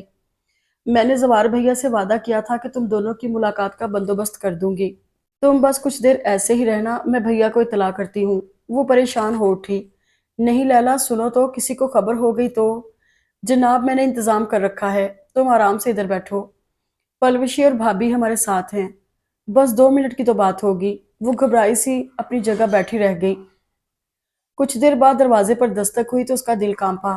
السلام علیکم۔ پرجوش کھنکھناتی جذبات سے بھرپور آواز پر وہ سمٹ سی گئی۔ کیا حال ہے؟ ماشاءاللہ بڑی خوبصورت لگ رہی ہو۔ خیر ہے نا؟ بڑے والہانہ انداز میں اس کے بنے سنورے سراپے کو دیکھتے ہوئے کہا۔ اس نے گھورنے کو سر اٹھایا، مگر اس کے تیور دیکھ کر گھبرا کر پھر سر جھکا لیا۔ اگلی صبح وہ 9 بجے تک بھی کمرے سے نہ نکلی تو اسد کو تشویش لاحق ہوئی۔ رات کو وہ جب مجتبیٰ حسن سے بات کر کے کمرے سے نکلا تو کچن میں پانی پینے کی غرض سے گیا تھا، مگر وہاں سلیب پر ٹرے میں چائے کے 3 کپ دیکھ کر چونک گیا۔ اس کے لیے یہ انکشاف بھی بڑا اذیت ناک تھا کہ وہ ان کی گفتگو سن چکی ہے، اور اس کے بعد اس نے کیا کیا اندازہ لگایا ہوگا۔ وہ سوچ سوچ کر الجھتا رہا۔ دل تو چاہا کہ ابھی جا کر صورتحال واضح کر دے، مگر پھر اس کے مزاج اور تیوروں کا خیال کر کے رک گیا تھا۔ لیکن اب 9 بجے تو وہ صبر نہ کر سکا۔ صبا، اس نے دروازے پر دستک دی۔ صبا، اندر سے کوئی جواب نہ آیا تو وہ قدرے پریشان ہو گیا۔ وہ مسلسل اسے آوازیں دیتے دروازہ بجاتا چلا گیا تھا۔ صبا، اس کا نام ہونٹوں میں ہی اٹک گیا جب ایک دم دروازہ کھل گیا تھا۔ اسد کا دستک کے لیے اٹھایا ہوا ہاتھ ہوا میں ہی معلق رہ گیا تھا۔ دستک دینے کا یہ کون سا انداز ہے؟ بحری نہیں ہوں میں۔ اس نے اسد کو کھا جانے والی نظروں سے گھورا تھا۔ چہرے سے پانی کے قطرے ٹپک رہے تھے۔ لگتا تھا کہ ابھی منہ دھو کر باتھ روم سے نکلی ہے۔ تم ابھی تک کمرے سے باہر نہیں نکلی تو؟ اس کا غصے سے سرخ چہرہ اور بدلحاظی دیکھتے اسد نے وضاحت کرنا چاہی تھی، मगर उसने दुरुस्ती से बात काट दी थी। मर नहीं गई थी मैं। अब्बू तुम्हें बुला रहे हैं। वो मजीद कुछ कहे बगैर उसके गीले चेहरे पर एक निगाह डालते सामने से हट गया। सबा लब-इंचे उसकी चौड़ी पुश्त देखे गई। वो तायाबू के पास जाने के बजाय घर की सफाई सुथराई में लग गई। 2 घंटे बाद जब भूख लगी तो हाथ धोकर वो किचन में आई। असद को चूल्हे के सामने खड़े देखकर रुक गई। तो अभी तक उसने और तायाबू ने नाश्ता नहीं किया था। ऐसा पहले भी एक बार हुआ था। वो बीमार थी तो असद ने खुद ही नाश्ता तैयार कर लिया था और फिर आज उसे रात की तमाम गुफ्तगू याद आई तो फिर उसका गुस्सा बढ़ने लगा। असद रोटी बेलने की कोशिश कर रहा था।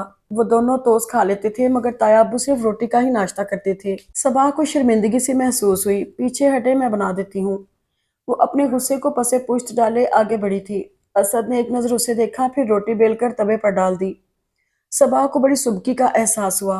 अगर तायाबू की भूख का ख्याल ना होता तो पलट जाती, मगर मैंने कहा ना, हटे पीछे, मैं बना लेती हूँ। असद को दोबारा आटे की तरफ हाथ बढ़ाते देखकर उसने फौरन आटे वाला बर्तन उठा लिया। असद ने एक संजीदा निगाह उस पर डाली। रहने दे, आप जाएं यहाँ से। हमें आदत है ये सब करने की। ख्वामखा हमारी आदतें खराब मत करें। उसके लहजे में पल भर में अजनबियत दर आई। तो फिर अपने लिए बना ले, मैं अपने और तायाबू के लिए बना लूंगी। उसने भी अजनबियत से कहा तो वो खामोशी से रोटी की तरफ मुतवज्जो हो गया। अपने लिए रोटी बनाकर प्लेट में रखकर चूल्हा बंद करके तवा एक तरफ रखने के बाद वो आमलेट, जो वो शायद पहले ही तैयार कर चुका था, लेकर खाने की मेज पर बैठकर नाश्ता करने लग गया। उसका ये रूप पहली बार सबा के सामने आया था। वो एक पल को हैरान खड़ी रह गई थी। उसे नाश्ता करते देखकर उसने सर झटका। फिर दोबारा चूल्हा जलाकर तवा रखा। अपने लिए पराठा और तायाबू के लिए सादा फुल्का बनाया। फिर ट्रे लेकर तायाबू के कमरे में चली आई। वो कुरानी तफसीर से मुतल्लिक किसी किताब का मुताला कर रहे थे। उसे देखकर सर उठाया। आज बहुत सोई तुम। उसने जैसे ही मेज पर ट्रे रखी तो उन्होंने किताब बंद करके तपाई पर रख दी। बस रात अच्छी तरह नींद नहीं आई, इसीलिए सुबह जल्द आंख नहीं खुल सकी।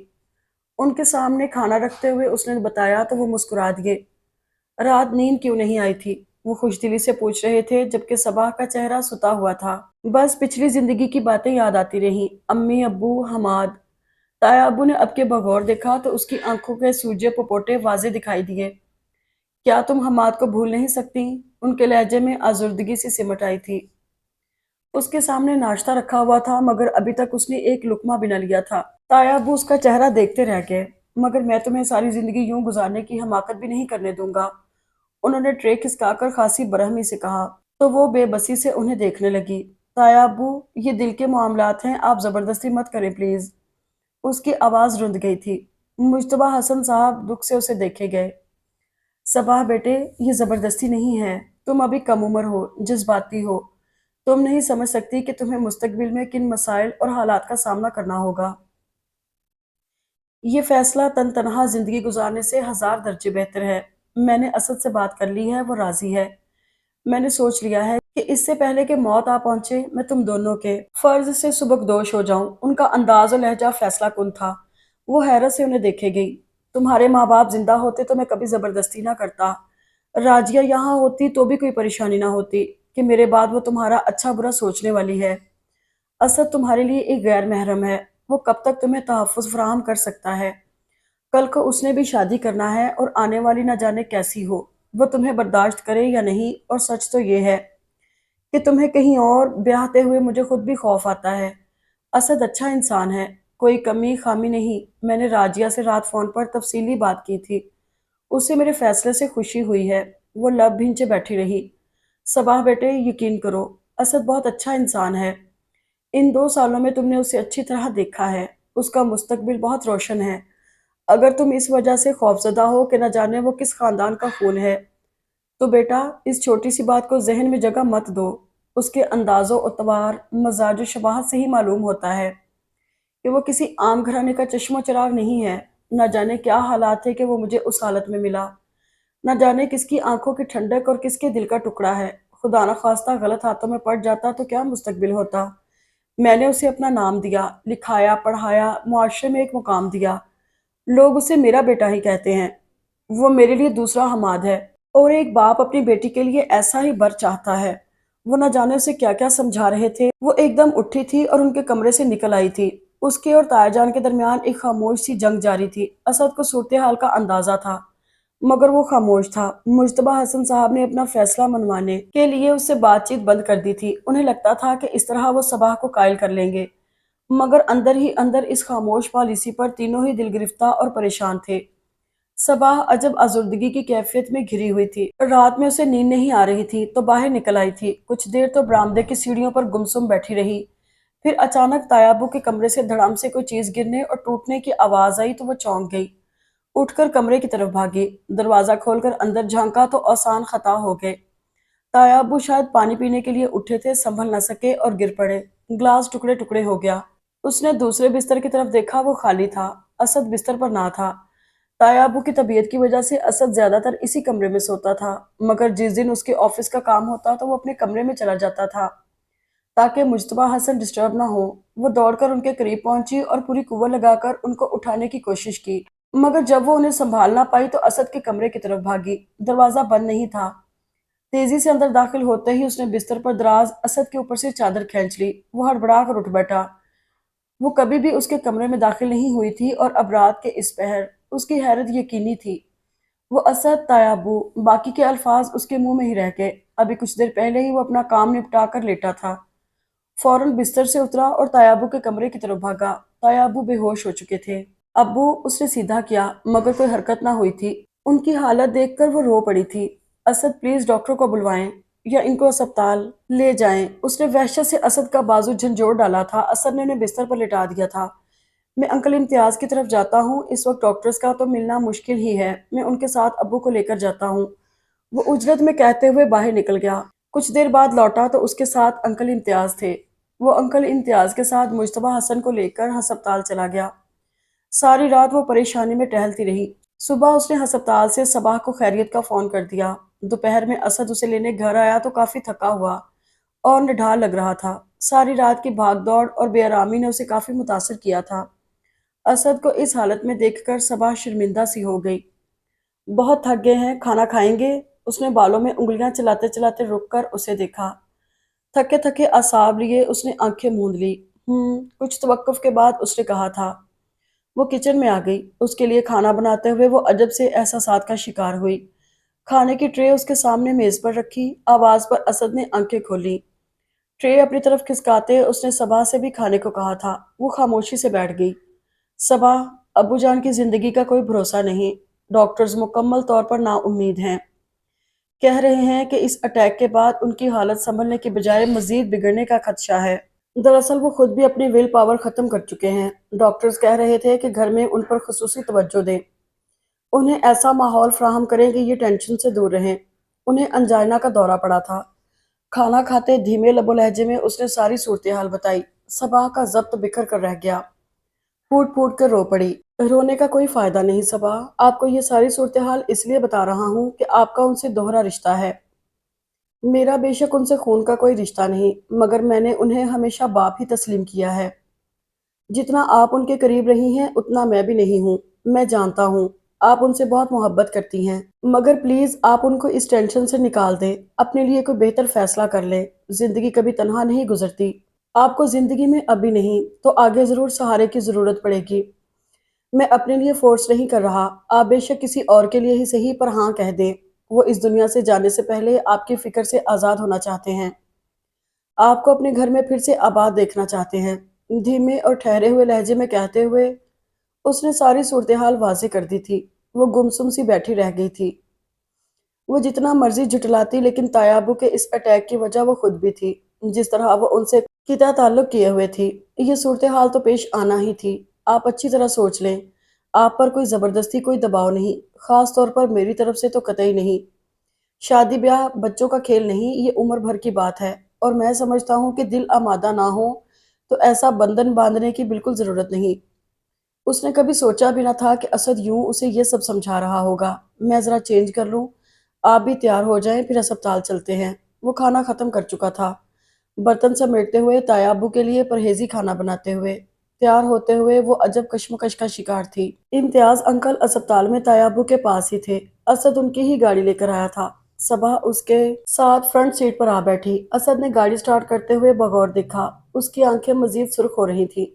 यूं लगता था कि वो फिर खूब रोई है। اسد، آپ اچھی طرح جانتے ہیں میری اور حماد کی اٹیچمنٹ ایک دو دن کی بات نہ تھی۔ اس کی محبت، توجہ اور پیار نے مجھے کبھی کچھ اور سوچنے کا موقع ہی نہیں دیا۔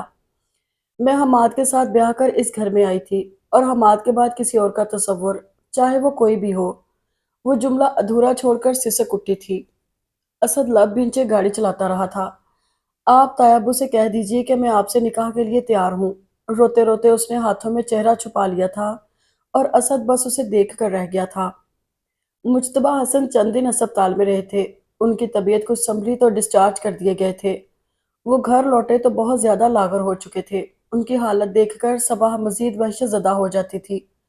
اسد کے کیا جذبات تھے وہ بے خبر تھی۔ اس روز کے بعد براہ راست ان دونوں کی کوئی بات چیت نہیں ہو سکی تھی۔ وہ رات کو انہیں دوا کھلانے آئی تھی۔ دوا کھلا کر اس نے تایا جان کے ہاتھ تھام لیے۔ آج ان کی طبیعت گزشتہ دنوں سے قدرے بہتر تھی۔ تایا ابو، مجھے آپ کا فیصلہ قبول ہے۔ میں اسد سے نکاح کے لیے راضی ہوں۔ ادھر ادھر کی باتوں کے بعد اس نے کہا تو اس کی آواز رند گئی تھی۔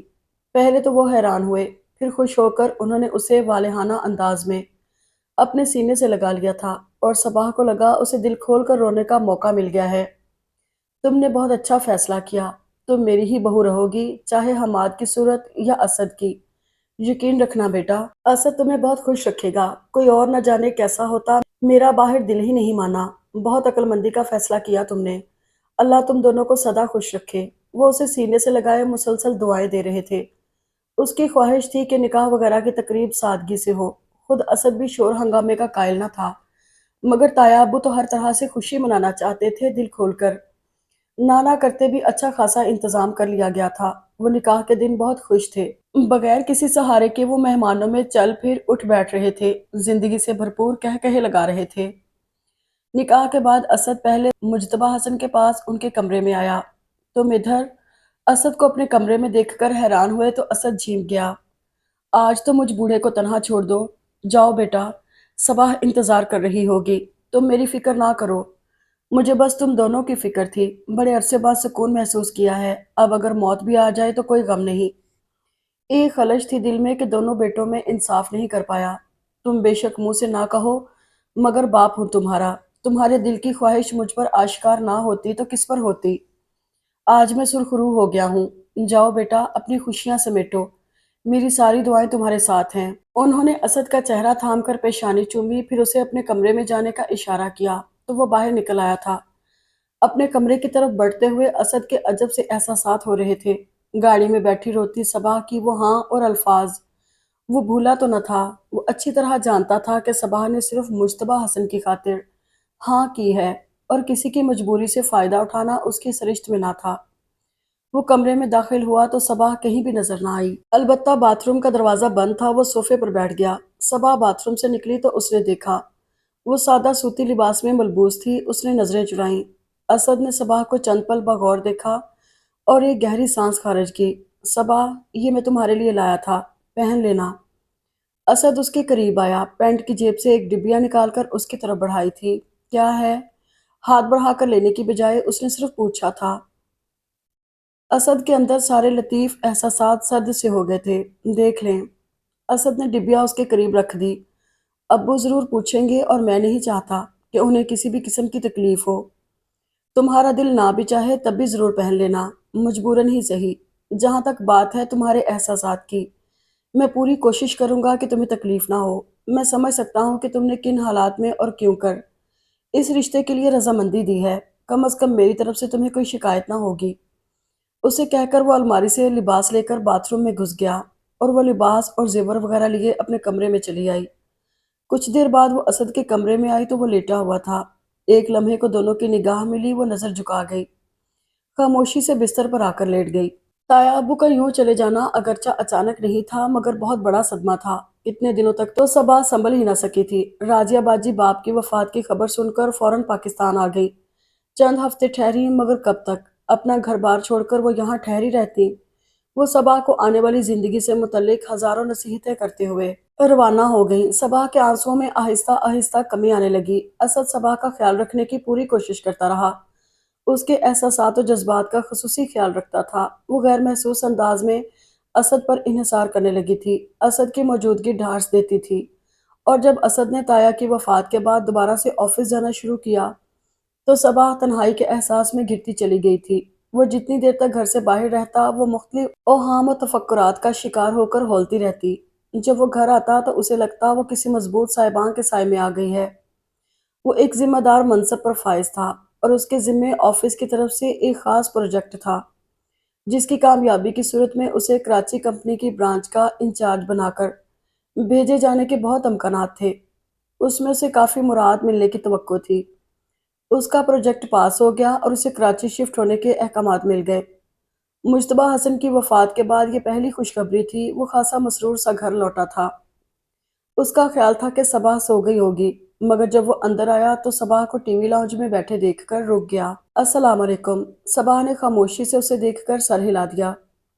پہلے پہل تو صبا اس کی آمد سے قطعی بے پرواہ رہتی تھی، مگر تایا ابو کی وفات کے بعد وہ ہمیشہ گھر آنے پر اسے اپنی منتظر ملی تھی۔ کھانا کھائیں گے؟ وہ کھڑی ہوئی۔ نہیں سوری، میں صبح بتانا بھول گیا تھا کہ آج میٹنگ تھی، اسی لیے لیٹ ہو گیا، اور ڈنر بھی وہیں کر لیا تھا۔ صبا کے چہرے پر ایک تاریک سا سایہ لہرا گیا تھا۔ اگر چائے مل جائے تو؟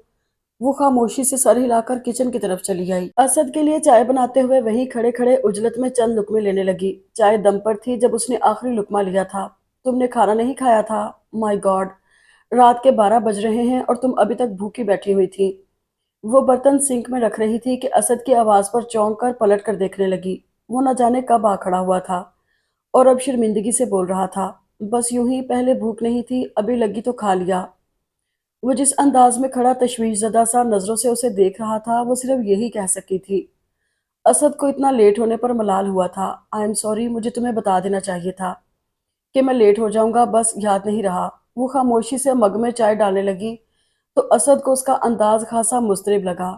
کمرے میں ہی لے آؤ، وہ کہہ کر پلٹ گیا تو وہ مگ لیے کمرے میں چلی آئی۔ اسد کپڑے بدل کر آستین کوہنیوں تک لپیٹے ہوئے بستر پر آ بیٹھا۔ مجھے اندازہ ہے کہ میں کچھ زیادہ ہی مصروف ہو گیا ہوں، تمہیں زیادہ وقت نہیں دے پا رہا۔ آئی ایم سوری، آئندہ ایسا نہیں ہوگا، میں کوشش کروں گا کہ وقت پر گھر آ جایا کروں۔ مجھے آپ سے کوئی شکوہ نہیں، میں آپ کے فرائض اور جاب کے مسائل سمجھ سکتی ہوں۔ بے فکر رہیں، میں مطمئن ہوں۔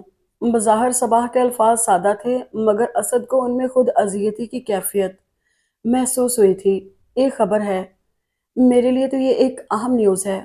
مجھے کراچی کی نئی برانچ کے انچارج کے طور پر وہاں شفٹ کیا جا رہا ہے۔ کچھ توقف کے بعد اسد نے کہا تو وہ چونک کر اسد کو دیکھنے لگی۔ ایک دم تکلیف کے گہرے آثار صباح کے چہرے پر واضح پڑے جا سکتے تھے۔ وہ لب بھیج گئی۔ میں نے اس پروجیکٹ کے لیے بے پناہ کوشش کی ہے، دن رات کی تمیز کیے بغیر تمام صلاحیتیں استعمال کی ہیں۔ اگر میں یہ کہوں کہ یہ میری زندگی کی ایک بہت بڑی کامیابی ہے تو غلط نہ ہوگا۔ میں خود بھی کراچی شفٹ ہونا چاہتا تھا، وہ بتا رہا تھا، اور صباح کے اندر صدمے سے نڈھال ہو جانے والی کیفیت پیدا ہو رہی تھی۔ یعنی وہ اسے چھوڑ کر جا رہا تھا۔ وہ گمسم سی خالی مگ لیے اٹھ کھڑی ہوئی۔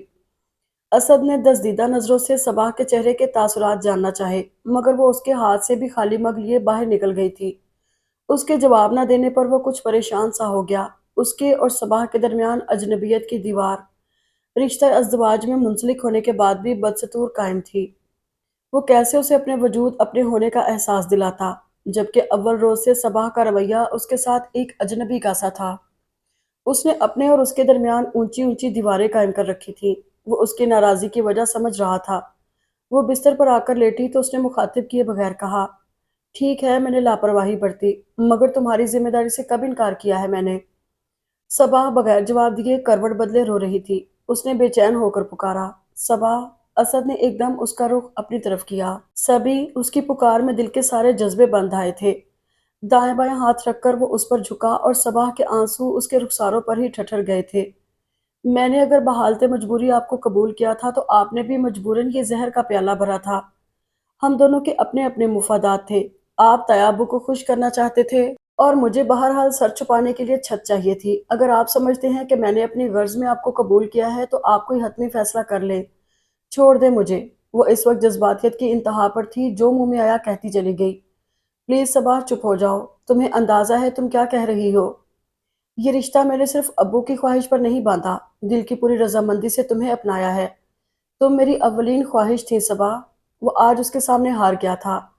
جو جذبے برسوں دل کے نہا خانوں میں چھپا کر رکھے تھے، آج اس پر آشکار کر دیے تھے، مگر دوسری طرف وہ متوجہ ہی نہیں تھی۔ اس قدر خوبصورت اظہار پر بھی اس کی طرف سے کوئی رد عمل ظاہر نہ ہوا۔ صبا بڑی محبت و لگاوٹ سے اسے پکارتے ہوئے اسد نے دونوں کے درمیان قائم خود ساختہ انا کی دیوار کو گرانے میں پہل کرنا چاہی تھی۔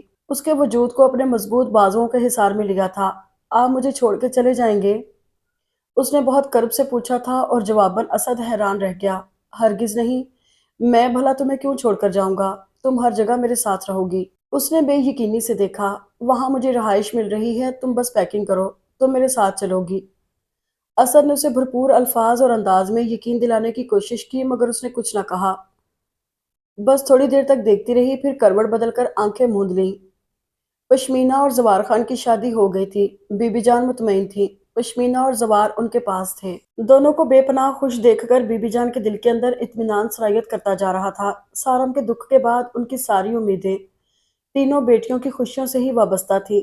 سب لوگ کہتے تھے کہ سارم اس دنیا میں نہیں، مگر ان کا دل اس حقیقت کو نہیں مانتا تھا۔ حتیٰ کہ خان ذکاء اللہ خان بھی اس حقیقت کو مان چکے تھے کہ وہ اب اس دنیا میں نہیں ہے، مگر ان کی ممتا کو ایک یقین تھا کہ وہ کہیں نہ کہیں ضرور ہے۔ دنیا کے کسی گوشے، کسی کونے میں وہ سانس لے رہا ہے۔ وہ اس کے وجود کی حرکت ابھی بھی اپنے وجود میں محسوس کرتی تھی۔ بی بی جان ملازمہ سے اپنی الماری کی صفائی کروا رہی تھی جب ان کی نگاہ سرخ مخملی البم پر پڑی۔ میرا، یہ البم نکال دو ذرا۔ میرا نے البم نکال دیا۔ وہ اسے لے کر بستر پر بیٹھ گئی تھی۔ یہ ان کے بچوں کی تصاویر پر مشتمل پرانا البم تھا۔ کئی تصویروں کو دیکھتے ہوئے ایک تصویر پر ان کی نظر جم گئی تھی۔ خان صاحب نے سارم کو گود میں اٹھایا ہوا تھا جبکہ پلوشیں ان کی گود میں تھی۔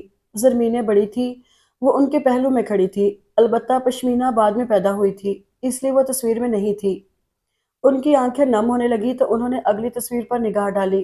موٹی موٹی آنکھوں والا 2 سالہ سارم واکر میں بیٹھا ہوا تھا۔ انہوں نے بے اختیار تصویر کو ہونٹوں سے چھو لیا۔ بی بی جان، زوار سجاول لالا کے پاس جا رہے ہیں، مجھے بھی ساتھ لے جا رہے ہیں۔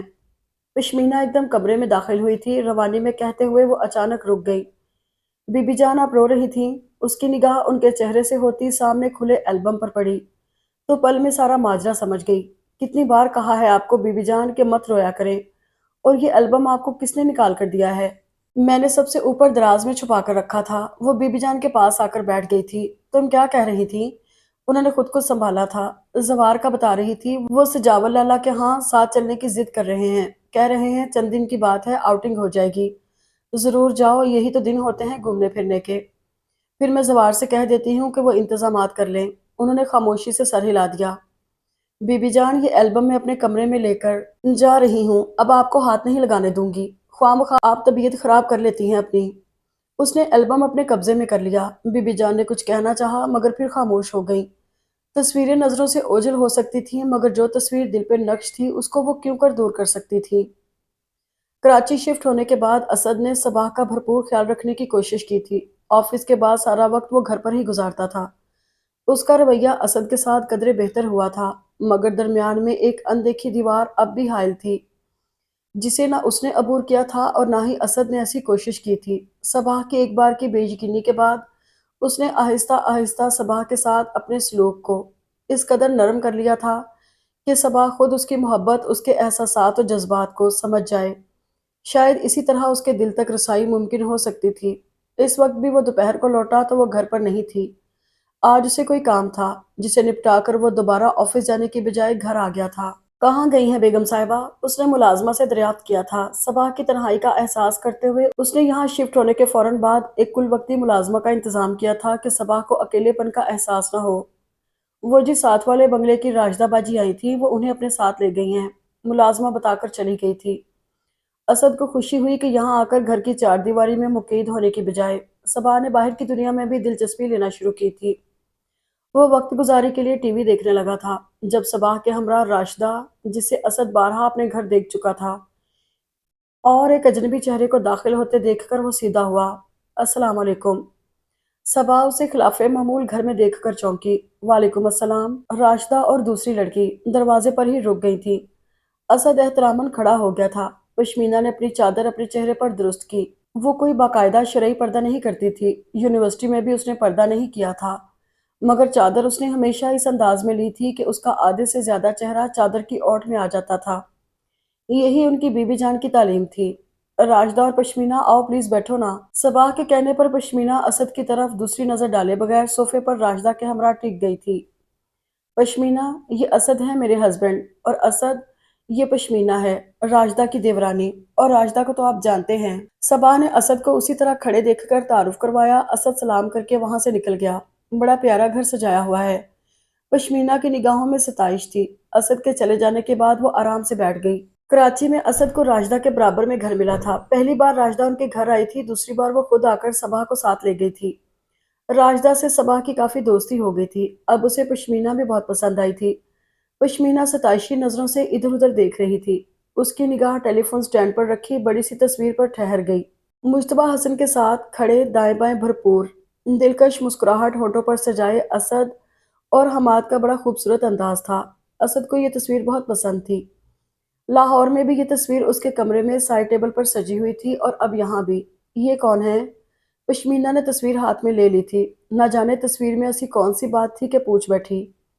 ये मेरे ताया अब्बू हैं, साथ में ये हमाद और ये असद हैं। असद से तो तुम अभी मिली हो ना? ताया अब्बू और हमाद अब इस दुनिया में नहीं हैं। वो अब भी इस जिक्र पर आजुर्दा सी हो जाती थी। दुख खुद ब खुद आवाज में घुल गया था। ओह, आई एम सॉरी। वो शर्मिंदा सी हो गई, मगर नजरें तस्वीर पर जैसे जम सी गई थी।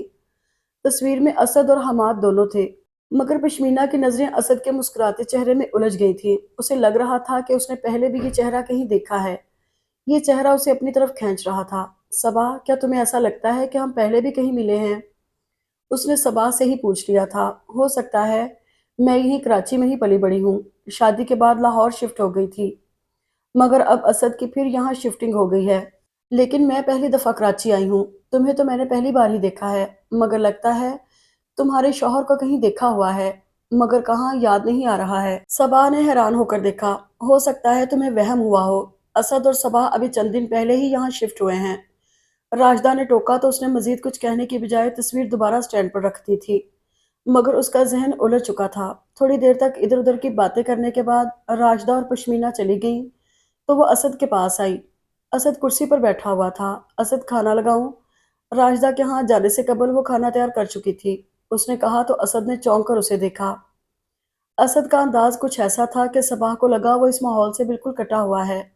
मैं खाने का पूछ रही थी। उसकी कैफियत पर हैरान होते हुए उसने फिर सवाल दोहराया था। पहले तो नहीं, मगर अब वो असद पर तवज्जो देने लगी थी। वो उस पर गौर करने लगी थी। जहां उसकी शख्सियत के बहुत से राज उस पर अयां हुए थे, वहां उसे ये एहसास भी शिद्दत से होने लगा था कि अक्सर वो सोचते सोचते कहीं खो जाता है।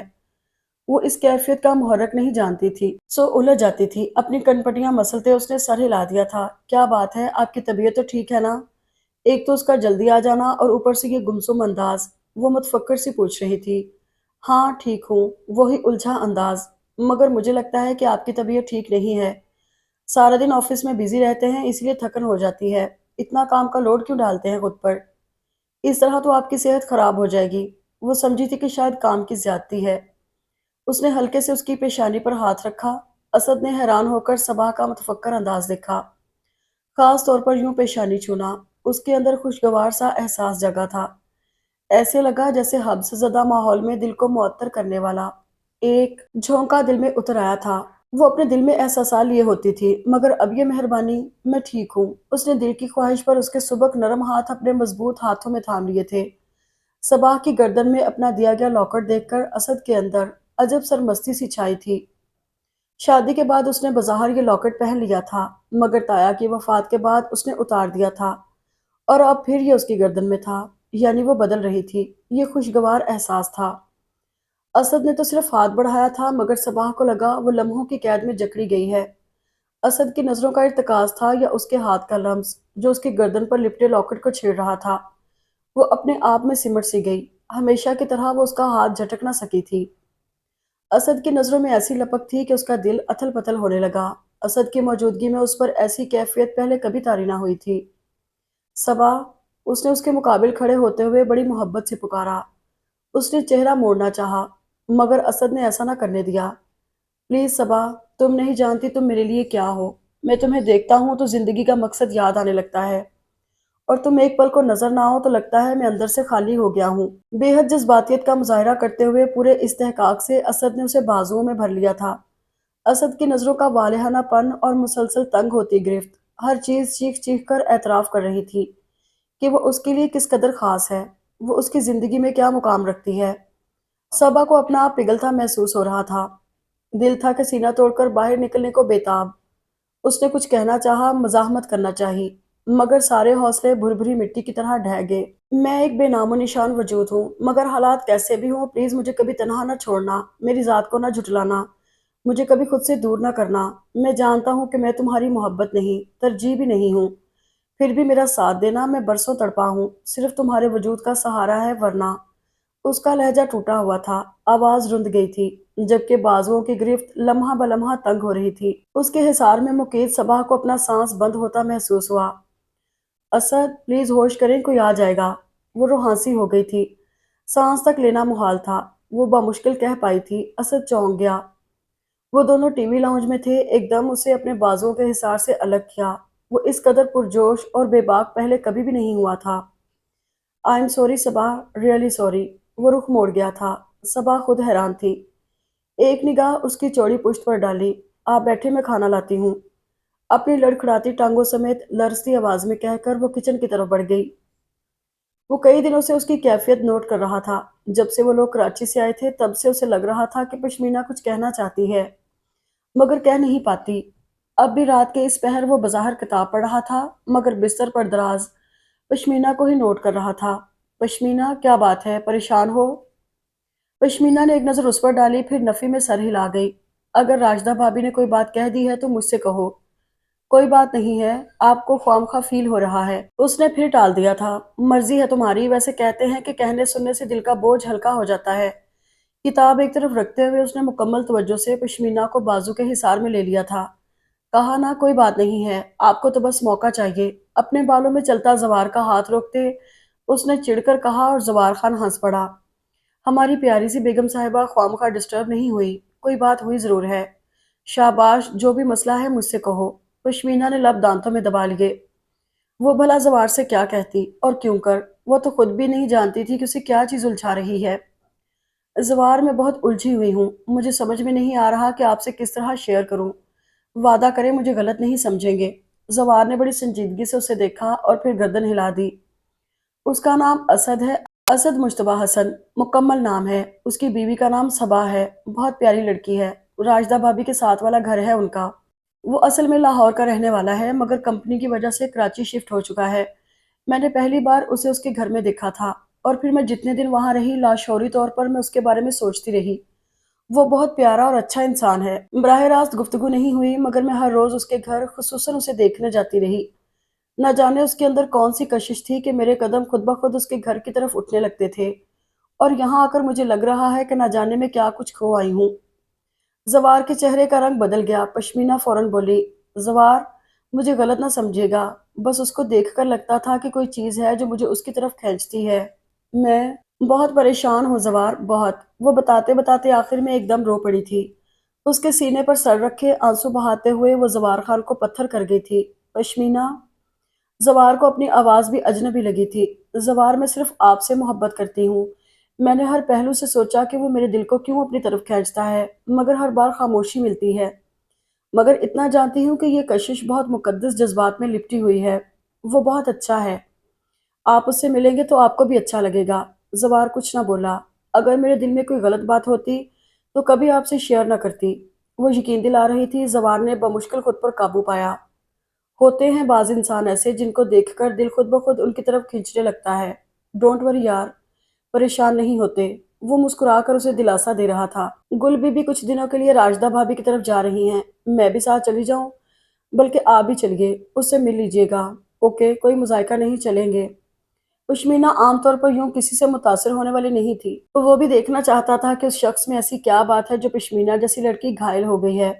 وہ اس سے مل کر ہی کوئی حتمی رائے قائم کر سکتا تھا۔ اچھا، اب آرام سے سونے کی کوشش کرو، صبح میں گل بی بی سے ساتھ چلنے کی بات کر لوں گا۔ اس نے اسے بھرپور تسلی دی اور لائٹ بند کر دی۔ گل بی بی سے بات کی تو انہوں نے فوراً ساتھ چلنے کی حامی بھر لی تھی۔ اس طرح وہ پھر کراچی میں پہنچ گئے تھے۔ راجدہ بھابی دوبارہ پشمینہ کو دیکھ کر بہت خوش ہوئی تھی۔ دوپہر کے کھانے کے بعد جب گل بی بی آرام کرنے لیٹ گئی تھیں وہ زوار کو لے کر صبا کے گھر چلی گئی۔ صبا بھی پشمینہ کو دیکھ کر بہت خوش ہوئی۔ उसे भी पश्मीना बहुत अच्छी लगी थी। जवार को देखने के बाद उसे उनकी जोड़ी बहुत भाई थी। माफ कीजिएगा जवार भाई, असद कराची में नहीं है। वो सुबह ही लाहौर के लिए निकले हैं, कल रात तक वापस आ जाएंगे। जवार ने जब असद से मिलने की ख्वाहिश का इजहार किया तो सबाह ने बताया। जवार के साथ साथ पश्मीना के चेहरे की भी जोत बुझ गई थी। मैं चाय लेकर आती हूँ। वो उठकर चली गई तो पश्मीना ने स्टैंड पर रखी तस्वीर थाम कर जवार को थमाई। ये हैं सबाह के शौहर असद मुश्तबा हसन। ये ससुर है और ये असद के भाई। जवार ने असद की तस्वीर पर निगाहें जमा दी। वो कई सानियां बगैर पलक झपकाए देखे गया। वो कुछ देर वहां बैठकर वापस आ गए थे। पश्मीना, मुझे इसको देखकर ऐसा लगा कि मैं इससे पहले कहीं मिल चुका हूँ, देख चुका हूँ, मगर कहाँ याद नहीं आ रहा। अपनी कनपटियां मसलते वो कह रहा था और पश्मीना एकदम पुरजोश हो गई। बिल्कुल मेरे जैसी कैफियत है। सच जवार, मुझे भी यही लगा कि मैंने उसे कहीं देखा हुआ है, मिली हुई हूँ इससे। जवार ने कुछ सोचते हुए कहा। पश्मीना, मुझे ऐसे लगता है जैसे उस शख्स की शक्ल मामू जान से मिलती जुलती है। शायद यही अट्रैक्शन है जो हमें उसकी तरफ खींचती है। वो चौंक गई थी। अगर उसके चेहरे पर भी दाढ़ी हो और चेहरे पर कुछ बढ़ती उम्र का अक्स हो तो बिल्कुल मामू जान का चेहरा लगे। वो पुरसोच अंदाज में कह रहा था और पश्मीना को लगा उसके जहन में कोई धमाका सा हुआ है। सारम लाला, वो सरसराती आवाज में बोली और जवार चौंक पड़ा। जवार, वो सारम लाला तो नहीं, हमारे लाला। ये हमारे खून की कशिश तो नहीं जो मुझे उनकी तरफ खींच रही है, मगर उनका नाम तो असद है। मुश्तबा हसन के बेटे हमाद हसन के भाई। वो लाहौर से आए हैं। फिर वो हमारे लाला कैसे हो सकते हैं? जवार ने उलझ कर कहा। जवार, दुआ करें ये हमारे सारम लाला ही हो, हमारे लाला। बीबी जान ने एक उम्र इंतजार किया है। वो सारी सारी रात सजदे में गुजार देती हैं इस उम्मीद पर कि उनका सारम जिंदा है। वो शिद्दत से रो पड़ी थी। जवार खान ने बड़े स्वभाव से गुल बीबी को सारी बात बताई। वो फौरन सबाह के यहाँ जाने के लिए उठी। पश्मीना गुल बीबी को हमरा लिए सबाह के यहाँ चल पड़ी। सबाह बड़े तपाक से गुल बीबी से मिली। उसने उन्हें टीवी लाउंज में बिठाया तो पश्मीना के इशारा करने पर उन्होंने मौका महल का इंतजार किए बगैर फौरन तस्वीर उठा ली। सारम, असद पर निगाह पड़ते ही वो पुकारी। सबाह ने नासमझी से उन्हें देखा। ये कौन है? उन्होंने तस्वीर पर उंगली रखी। मेरे शौहर है असद, उसने सादगी से बताया तो गुलबी भी फौरन बोल उठी। नहीं, ये सारम है, मेरे लाला की जवानी। मैं तो एक नज़र में पहचान गई हूँ। आज वो हमारे पास होता तो बिल्कुल ऐसा ही होता। मेरा दिल कहता है कि ये सारम है। उसके रुखसार का ये तिल, ठोड़ी का ये निशान हमारे सारम का ही तो है। बताओ उसके वालिदैन कौन हैं, कहाँ हैं? उनकी आंखों से आंसू रवां थे और सबा हैरान और शशदर सी खड़ी थी। इसके वालिदैन कौन है, क्या नाम है उसके बाप का? वो पूछ रही थी और सबा की समझ में नहीं आ रहा था कि उन्हें क्या बताए। अपने बाप का नाम तो अब शायद असद को भी याद ना हो। सब उसे मुश्तबा हसन के बेटे के नाम से ही जानते थे। असद, असद मुश्तबा हसन, उसकी जुबान से फिसला। दरअसल उसने कुछ कहने को लब वाह किए। नहीं, ये सारम है। सारम के वालिद का नाम खान जकाउल्ला खान है। ये पश्मीना का भाई है। मेरे लाला इलाके के सरदार हैं। मेरा दिल कहता है कि ये हमारा बचपन का खोया हुआ सारम है। भाभी जान को यकीन है कि सारम जिंदा है। उन्होंने उसके इंतजार में सालों गुजारे हैं। मैं कैसे मान लूं कि ये असद है? मैं पहली निगाह डालकर ही कह सकती हूँ कि ये मेरा सारम है।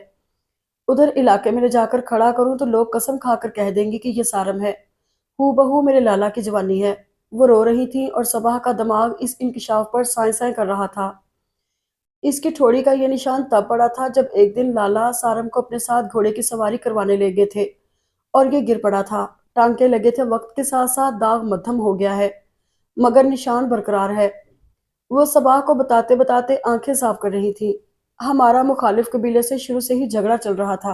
अब तो ये किस्सा ही खत्म हो गया है, मगर उस वक्त दोनों एक दूसरे के खून के प्यासे थे। हमारे एक ही लाला थे और सारम उनका एक ही लखते जिगर। उन्होंने साजिश से हमारा सारम हमसे छीन लिया। वो हमारे खानदानी मुलाजिम के साथ हवेली से निकला था। भाभी जान ने अपने हाथों से तैयार करके भेजा था। पहाड़ों पे दुश्मन ने हमला कर दिया, मुलाजिम को मार डाला और हमारा सारम, लोग कहते थे कि वो पहाड़ से नीचे जा गिरा है। हमने बहुत कोशिश की मगर हमारा सारम ना मिला। लोग कहते हैं कि वो इस दुनिया में नहीं, मगर हमें यकीन नहीं आता। वो सोफे पर बैठी सब बता रही थी। पश्मीना की आंखें भी सुर्ख हो चुकी थी। सबाह बेदम बैठी थी। आंटी, असद आपका सारम ही है। उसकी जुबान से क्या निकला? पश्मीना और गुलबीबी शिद्दत से रो दी। तुम सच कह रही हो ना? ये सारम है ना मेरे लाला का बेटा? उसकी आंखों का नूर, मेरी भाभी के दिल की ठंडक, हमारा सारम। या अल्लाह, तेरा करम, तेरा शुक्र। वो अब ऊंची आवाज में रोते हुए असद की तस्वीर चूमे जा रही थी। तुम हमारी बहू हो, हमारे सारम की बीवी। उन्होंने वालेहानापन से सबाह को खुद से लिपटा लिया। पश्मीना ने आहिस्ता आहिस्ता सबाह को असद को पहली निगाह देखने के बाद से अब तक तमाम सूरत हाल बताई। वो चुप हुई तो सबाह ने शुरू से लेकर आखिर तक सारी हकायत बयान कर डाली। अल्लाह गारत करे उन लोगों को जिन्होंने मेरे लाला की नस्ल खत्म करना चाही थी, मगर जिसे अल्लाह रखे उसे कौन चखे। अल्लाह ने कैसे मेरे सारम को बचाने का वसीला बनाया। बड़े नेक सिफ़ थे तुम्हारे ताया। अल्लाह उनकी मग़फ़िरत करे। अगर वो ज़िंदा होते तो ज़रूर अक़ीदत से शुक्रिया अदा करती। उन्होंने हमारी अमानत संभाल कर रखी, अपना नाम दिया, पढ़ाया लिखाया, शादी की, वरना किसी बेनामो निशान का सहारा कौन बनता है। वो फिर आबदीदा हो गई थी। बहुत प्यारी हो तुम। भाभी जान को बड़ा अरमान था कि उनका सारम जिंदा होता तो वो उसे दुल्हा बनाती, शादी करती, उसके बच्चों को गोद में खिलाती। अब तुम देखना कैसे हम तुम्हें अरमानों से अपने घर लेकर जाते हैं, अपने सारे अरमान पूरे करती हैं। उसकी पेशानी चूमते हुए बहुत मोहब्बत से कहा तो वो मुस्कुरा दी। पश्मीना, अपना मोबाइल निकाल कर जवार को इतला तो दो, बड़ा बेचैन होगा। फिर हवेली फ़ोन करती हूँ, लाला और भाभी जान को खुशखबरी सुनाती हूँ। मगर आंटी, वो नहीं जानती थी कि असद का क्या रद्द-ए-अमल होता है। उसने फिलहाल उन्हें रोकना चाहा था। मुझे मत रोको बहू, इस खुशखबरी के लिए हमने मायूसी और उम्मीद और नाउम्मीदी के दरमियान एक तवील सफ़र तय किया है। अब उसके वालिदैन को बताने दो। जब तक वो अपने काम से लौटेगा तब तक लाला, भाभी और बाकी लोग भी इधर आ जाएंगे। उन्होंने इस कदर मुल्तजी अंदाज में कहा कि वो कुछ भी न कह सकी थी। वो यहाँ पहुंचा तो घर में दो बड़ी बड़ी गाड़ियां खड़ी देखकर चौंका। मुलाजमा से सबाह का पूछा। उसने बताया कि वो किचन में है तो वो सामान रखकर किचन में ही चला गया। वो दरवाजे की तरफ पुश्त की रोटी पकाने में मसरूफ थी। दुपट्टा करीबी स्टैंड पर था। शायद नहाई थी, इसीलिए लंबे बालों का आबशार पुश्त पर बह रहा था। महज एक कैचर की मदद से हल्का सा समेटा हुआ था। सबा, वो उसके बिल्कुल अकब में आ खड़ा हुआ। वो चौंक कर पलटी तो उसके साथ टकरा गई। असद को उसकी इस कदर घबराहट पर हंसी आ गई। इतनी घबराहट, इतनी बुरी आवाज तो नहीं मेरी कि डर जाओ। उसके हाथ से बेलन लेकर स्लैब पर रखा और दोनों कंधे थामे कल से वो नजरों से ओझल थी। तो लगता था कि कुछ खो गया है, और अब सामने आई थी तो लगता है खुद पर सारे इख्तियार खत्म हो गए हैं। सबा के चेहरे पर खुशगवार सी मुस्कान थी, जो यकीनन असद की आमद की वजह से होंठों पर चमकी थी। उसे यकीन सा हो गया था कि अगर वो उस पर इस्तेहकाक जताते हुए दोनों के दरमियान हाइल दीवार को गिराने की कोशिश करेगा तो सबा नाराज नहीं होगी। आपने तो रात में आना था ना, फिर इस वक्त कैसे? उसकी गहरी बोलती आंखों का सहर ऐसा ही था कि वो उसके हिसार में आते ही सब कुछ भूल गई थी। तुम्हारे बगैर दिल ही नहीं लगा। जल्दी जल्दी काम निपटाकर भागा चला आया। उसकी आंखों में देखता हुआ बोला। तुमने मुझे याद किया था, मेरी गैर मौजूदगी महसूस की थी। वो न जाने क्या सुनना चाहता था। वो धीमे से मुस्कुरा दी, फिर शरारत से बोली, नहीं। सबाह के होंठों पर ठहरी मुस्कुराहट ने उसे बेखुद सा कर दिया था। सुनो, मैं दावा नहीं करता, मगर मेरा यकीन कर लो, बेशक वफा का हलफ समझ लो, मैं तुम्हें बहुत चाहूँगा, बहुत ज़्यादा। हमाद की जगह नहीं ले सकता, मगर कोशिश करूँगा कि मेरी रफ़ाकत में तुम खुश रहो। वो उसका चेहरा हाथों के प्याले में लिए जज़ब से कह रहा था। सबाह का दिल उसके हर हर लफ्ज़ पर ईमान लाता जा रहा था। प्लीज़ छोड़ें, कोई आ जाएगा, मुलाजमा बाहर ही है। सबा, सबा बेटे कहाँ हो? सबा, ये आवाज़ बीबी जान की थी। असद चौंका। ये कौन है? वो पूछ रहा था। बहू। आवाज़ दरवाजे से आई तो असद ने हैरानी से पलट कर देखा। दरवाजे में जो खातून खड़ी थी उनमें बला की तमकनत और वक़ार मौजूद था। असद पर निगाह पड़ते ही वो दरवाजे पर मुंजमद हो गई थी। उनकी आंखों से आंसू बहने लगे। असद उनके इस तरह देखने से परेशान होने लगा। सारम, तुम सारम हो ना? उन्होंने असद का चेहरा अपने हाथों के प्याले में भर लिया था। सबा, उसने हैरानी से सबा को पुकारा। असद, ये आपकी बीबी जान है, आपकी माँ। सबा रुंधी हुई आवाज में उसे सारी सूरत हाल बताने लगी। असद की आंखें सुर्ख होती जा रही थी। तीनों नफूस अपनी अपनी जगह गुमसुम, खामोश और अजीब से एहसास में घिरे खड़े थे। सबाह ने बात खत्म करके असद का कंधा हिलाया और वो जो इतनी देर से जब्त किए खड़ा था एकदम उनसे लिपट गया। माँ बेटे के मिलन का ये मंजर सबाह की रूह में उतर गया था। वो उसे दीवानावार चूम रही थी। आप अंदर चले, असद सहारा देकर उन्हें लाउंज में लिए चला आया। कुछ देर बाद सबाह लाउंज में और भी बहुत से चेहरों को बुला लाई। वह सब बज़ाहिर उसके लिए अजनबी थे, मगर उसके अपने थे। बहुत गहरा ताल्लुक था उसका उन सब से। उसकी बहनें, बहनोई, कज़न्स, खालाएं, फुफ्फियाँ, दीगर रिश्तेदार। वो सबसे मिला, सबने उसे हाथों हाथ लिया था। ये मेरा बेटा है, میرا خون، میری آن، میری شان، میرا بیٹا۔ خان زکاؤلہ کتنی دیر تک اسے خود سے لپٹائے کھڑے رہے تھے۔ ہر آنکھ اشک بار تھی۔ اس کی تینوں بہنیں اس کے گرد تھیں، بازوؤں کے حصار میں لیے سب کو پیار کرتے اس نے تینوں کے آنسو صاف کیے تھے۔ اب تم دونوں ہمارے ساتھ وادی چلو گے۔ خان زکاؤلہ نے دونوں کو ساتھ لگا کر خواہش ظاہر کی تھی۔ بہت دھوم دھام سے اپنی بہو اور بیٹے کو لے کر جاؤں گا۔ سارا علاقہ دیکھے گا کہ خان زکاؤلہ کا بیٹا زندہ ہے۔ وہ بہت پرجوش ہو رہے تھے۔ کھانے سے فراغت کے بعد وہ کمرے میں آئی تو اسد پہلے سے وہاں موجود تھا۔ تم نے مجھے بتایا ہی نہیں کہ گھر میں اتنے سارے لوگ موجود ہیں۔ آپ نے موقع ہی کب دیا تھا؟ آتے ہی تو شروع ہو گئے تھے۔ اس نے اس کا سرخ چہرہ دیکھا جو اندرونی اور روحانی خوشیوں کا عکاس تھا۔ صبا، اس دن کے لیے میں نے ساری زندگی انتظار کیا تھا۔ سچ تو یہ ہے کہ میں گزشتہ زندگی کے وہ 4 سال بھول چکا تھا کہ میں کون ہوں، کیا ہوں۔ جو نام، جو مقام ابو جان نے دیا وہی معتبر جانا، اور ان کی زندگی میں کبھی اپنوں کو تلاش کرنے کی کوشش نہ کی کہ کہیں وہ ہرٹ نہ ہو جائیں۔ یہاں آ کر بھی میں الجھتا رہا کہ کہاں سے شروع کروں۔ اس سے پہلے کہ میں باقاعدہ کوئی قدم اٹھاتا یہ سب ہو گیا۔ مجھے یقین نہیں آ رہا صبا کہ میں نے اپنوں کو پا لیا ہے۔ مجھے اپنی ذات کا ایک نشان مل گیا ہے، وہ جذب سے کہہ رہا تھا، اور صبا اس کی خوشیوں کے دائمی ہونے کی دعا کر رہی تھی۔ یہ سب جس قدر اجرت میں ہوا تھا اسی قدر دلچسپ تھا، بہت رومانوی اور خوابناک۔ صباح کو لگ رہا تھا کہ جیسے وہ کسی سلطنت کی مہارانی ہو۔ ایک ہفتہ پہلے وہ سب اس حویلی میں آئے تھے، بابا جان، بی بی جان اور تینوں بہنیں۔